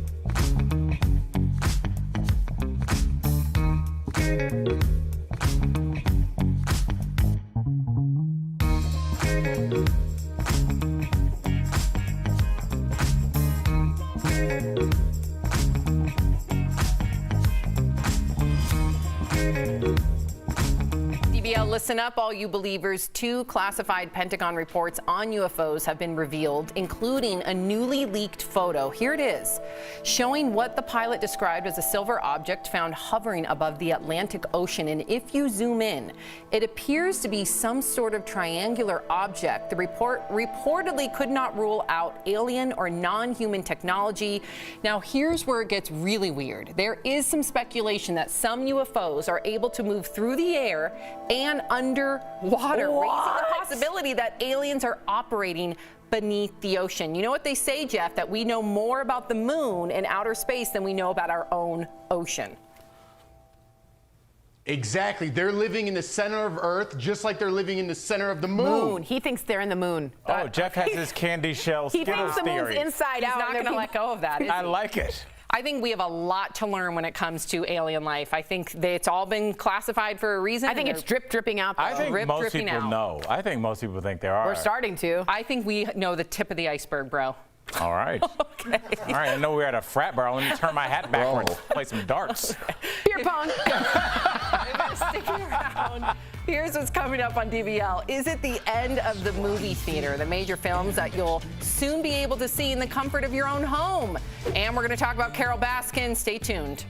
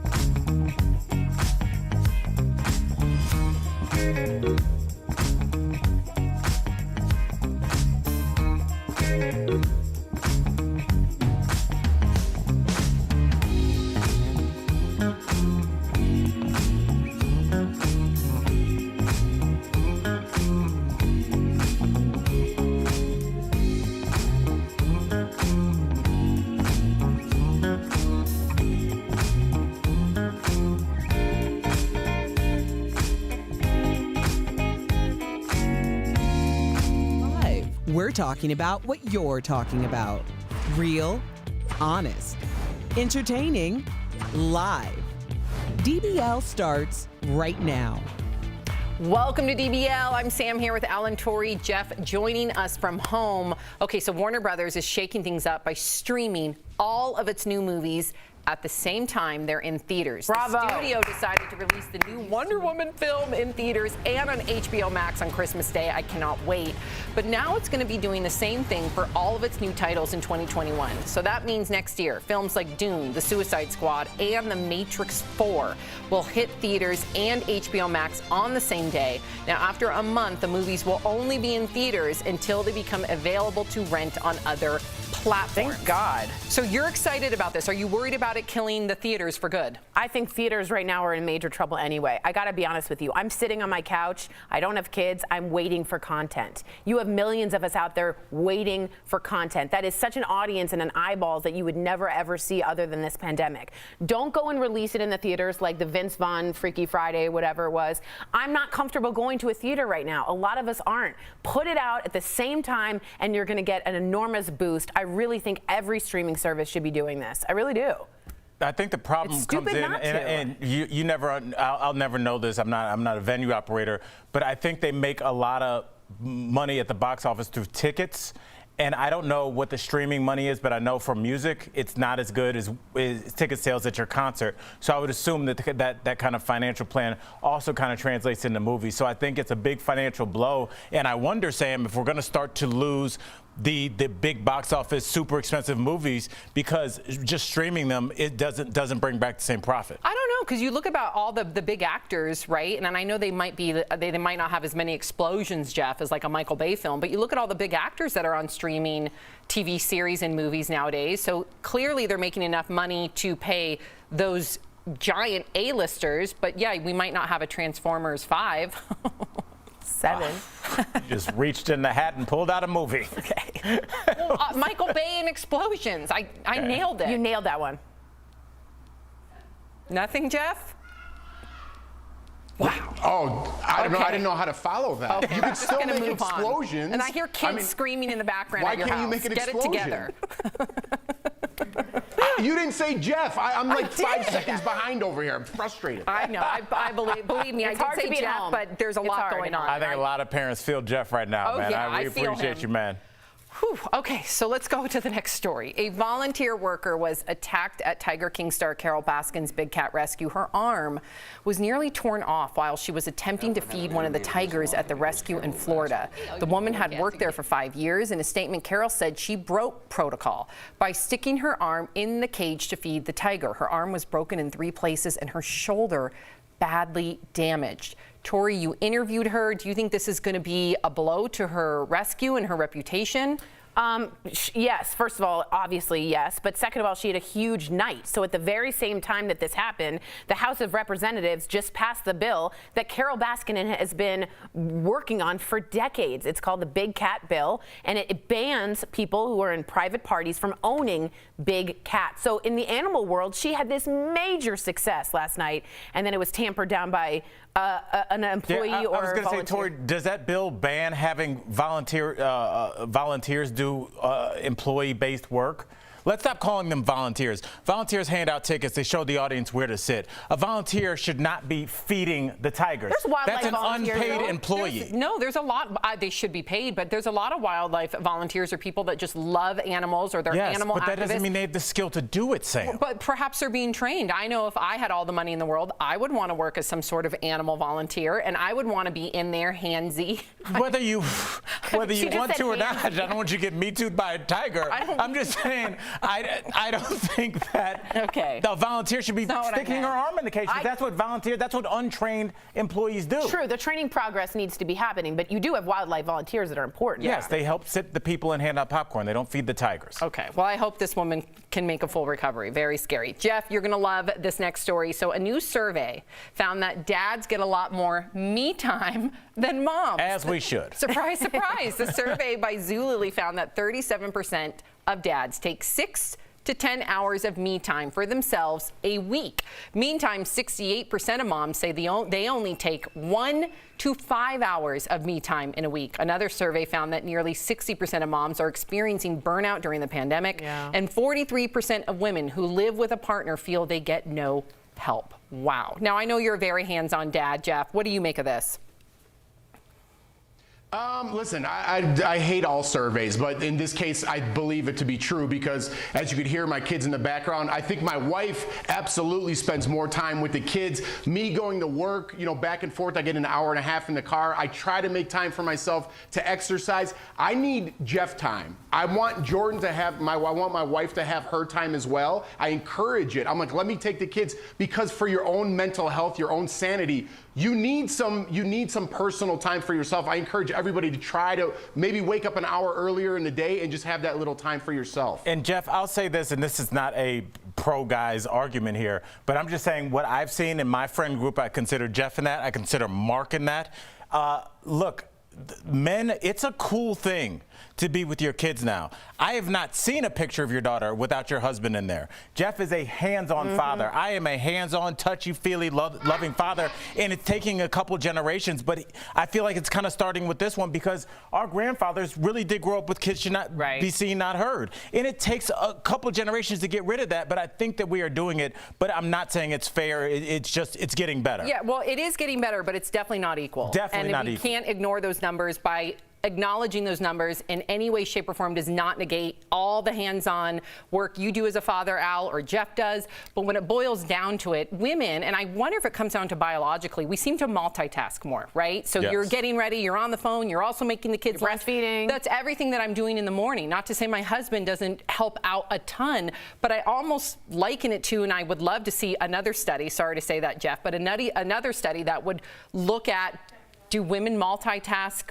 more than men or better than men? Not to say that men don't do other things that biologically that are better than women. I don't want to like get in hot water here because I really do appreciate, especially all the single dads out there, but I think there is a discrepancy. Yeah, I do. Yeah, I'd agree with that. Oh, I'd okay. agree And with Jeff that. is frozen, I'm told. Poor Jeff. Okay. Residents at an Ohio nursing home found a way Cleveland. to blow off steam. Watch.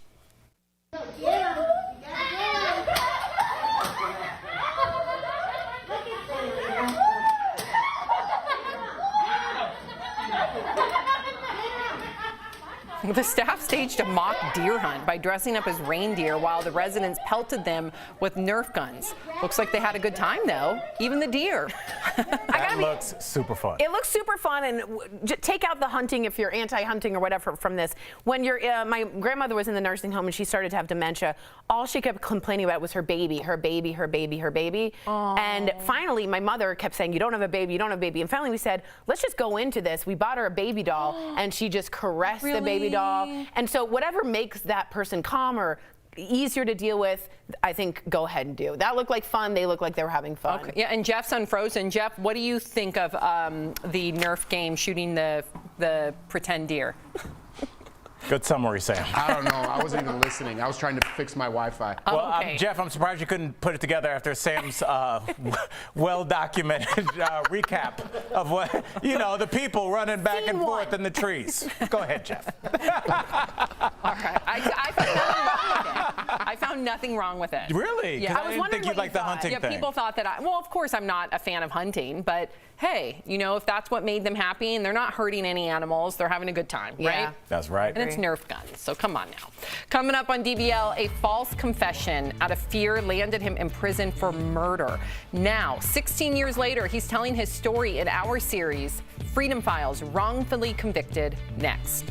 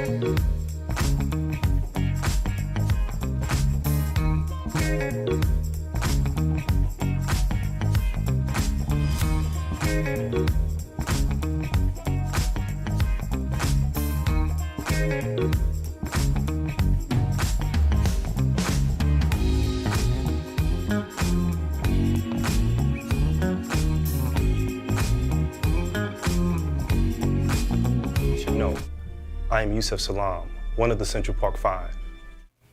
When it comes to false confessions, it's believed that nearly 40% of them involve teens. In today's Freedom Files, wrongfully convicted, we chat with Jeffrey Deskovic, who went to prison at 17. His story is a warning to us all. Innocent people do confess to crimes they did not commit. Earlier, Eric and I caught up with him.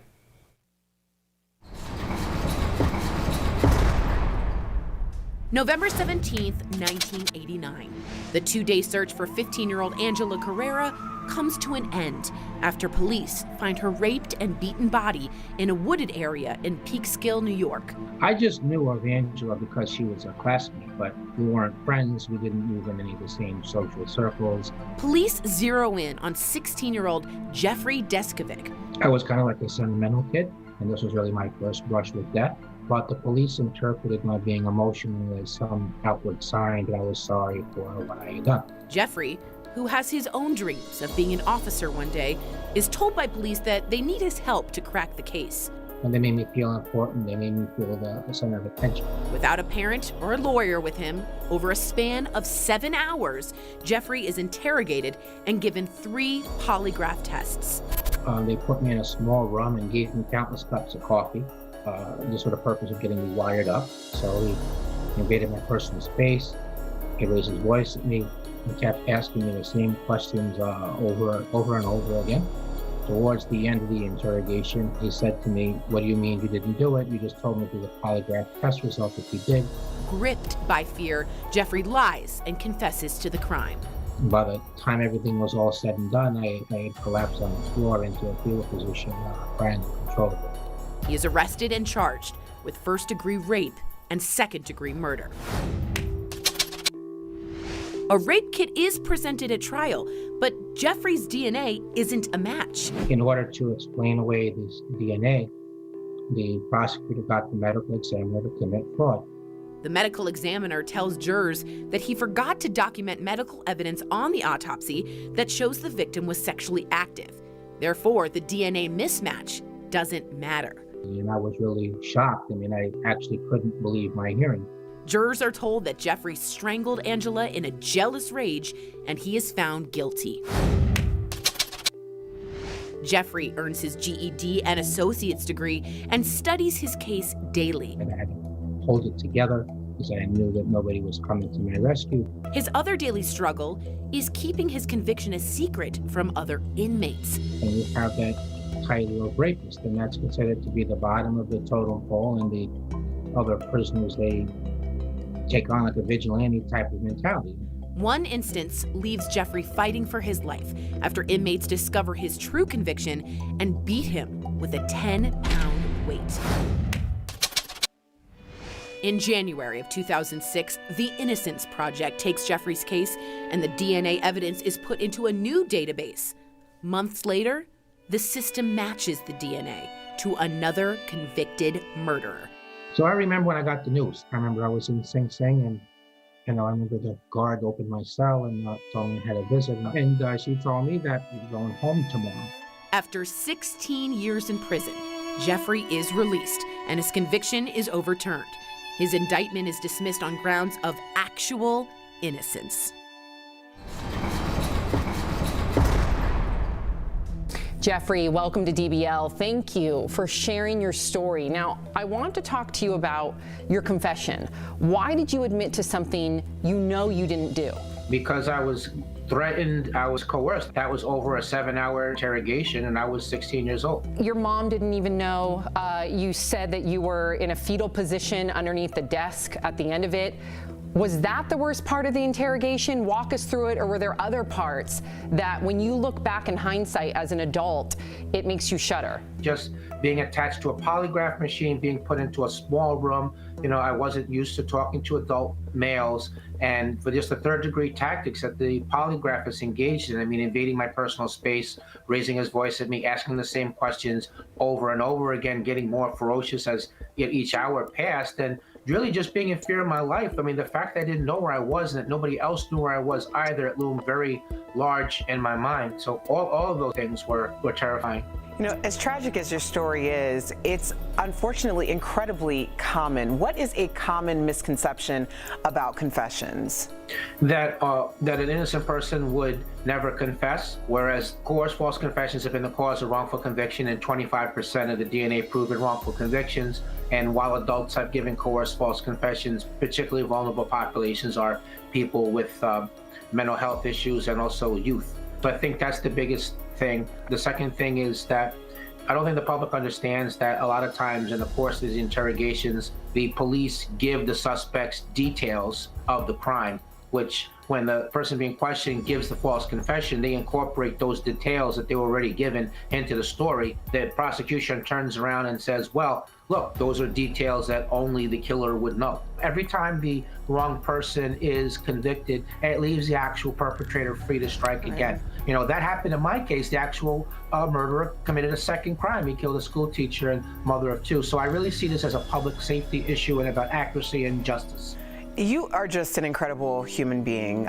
You know, throughout all of this adversity, you have managed to persevere, and we understand that congratulations are in order because you recently got your law license. How are you hoping to make a change? Sure. So I did start a nonprofit, the Jeffrey Deskovic Foundation for Justice, using some of the compensation that I got, and we've been able to get 8 people home that are wrongfully imprisoned, and we've been able to help pass 3 laws. I am intending to represent some of the clients of the foundation myself. I got tired of sitting in the front row of the courtroom. I wanted to be able to sit at the defense table. You know, wrongful conviction is a countrywide problem. It's better to prevent wrongful convictions, as great as it is to exonerate. So I think that the policy work is just as important. So I see the law license and having an application in that as well. Amen. Right. Wow. Thank you so much, Jeffrey. For those of you looking to learn more about Jeffrey's story, check out his documentary, Conviction, which is available on Amazon. And if you want to help him fight for others, visit his nonprofit, the Deskovic Foundation. Thank you so much, Jeffrey. Thank you for having me on. Picking your...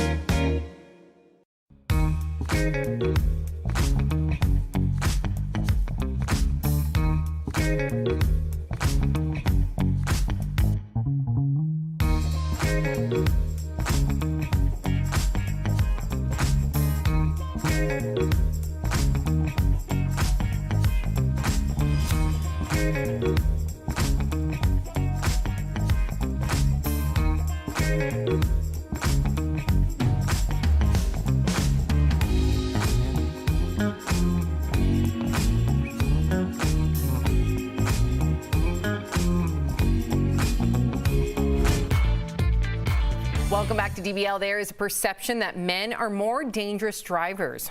Well, turns out that's not always the case. We're chatting about it in today's DBL Drive, sponsored by CarShield.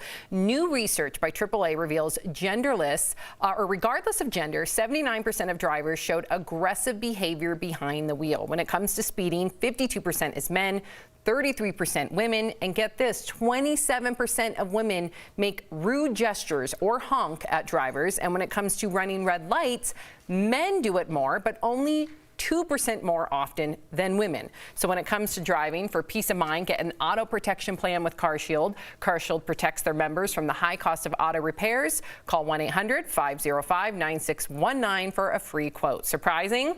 I think I don't know if it has anything to do with gender. I think it's more like who you were in the car with. If your mom or your dad was a yeller and, come on, what are you doing, you jerk? That kind of stuff, I think you pick that up. Kids take everything in. My parents pretty calm, and I'm a terrible driver. Do you get aggressive? Yes. What happened with She you? cut me off when I was coming to DBL like last 2 days week. ago. And I was just like, who is this person in this Prius? And it was Tori. Tori? Yes. I gotta work. I'm a little spaz. She drives it like a go-kart. Do you yell? Sometimes. That means yes. Wow. I had no idea. Wow. Aggressive, Okay, sorry. we'll be right back. I do get real angry. Promotional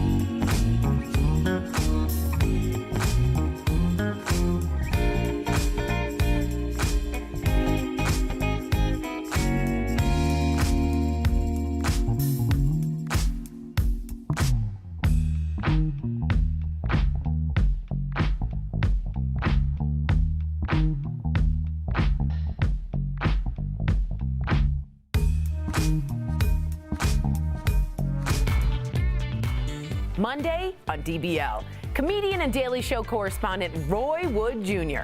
His hilarious advice for surviving the holidays. If you're gonna go home, the last thing you need to be doing is hollering at each other and spitting COVID across the table. At least whisper your y'all just text each other. That's Monday on DBL. Welcome back to DBL. We love sharing your comments. We have a ton of comments regarding the Christmas carols. So Carrie on Facebook says Last Christmas by Wham is the classic. Jan says Dominic the Donkey. Rebecca, Baby It's Cold Outside. And Coral says Jeff, NSYNC song is a Christmas classic. I love Dominic the Donkey. I know it is. Thank you. Jeff, now, what is the donkey song? Yeah, what's Dominic? Jeff, do you remember Dominic the Donkey? What is that? How's it go, Hee-haw, Jeff? hee-haw. Yeah, of course. Yeah. Dominic the Italian Christmas donkey. Yeah, it's the Christmas He's donkey. just a Don't donkey say that the represents. Christmas donkey like, oh, yes, everybody, now go into your He's the weekends. cutest little donkey that doesn't kick. Hee-haw, I can't hee-haw. hear. That's See you guys. how it goes. Okay, as we leave, we're going to leave you with this amazing video by One Voice Children's Choir singing Memories by Maroon 5. Enjoy. DBL's new every day. We'll see you Monday. Bye guys. Lost to the ones here today. Lost to the ones that we lost on the way. 'Cause the dreams bring back all the memories, and the memories bring back you. Memories bring back you.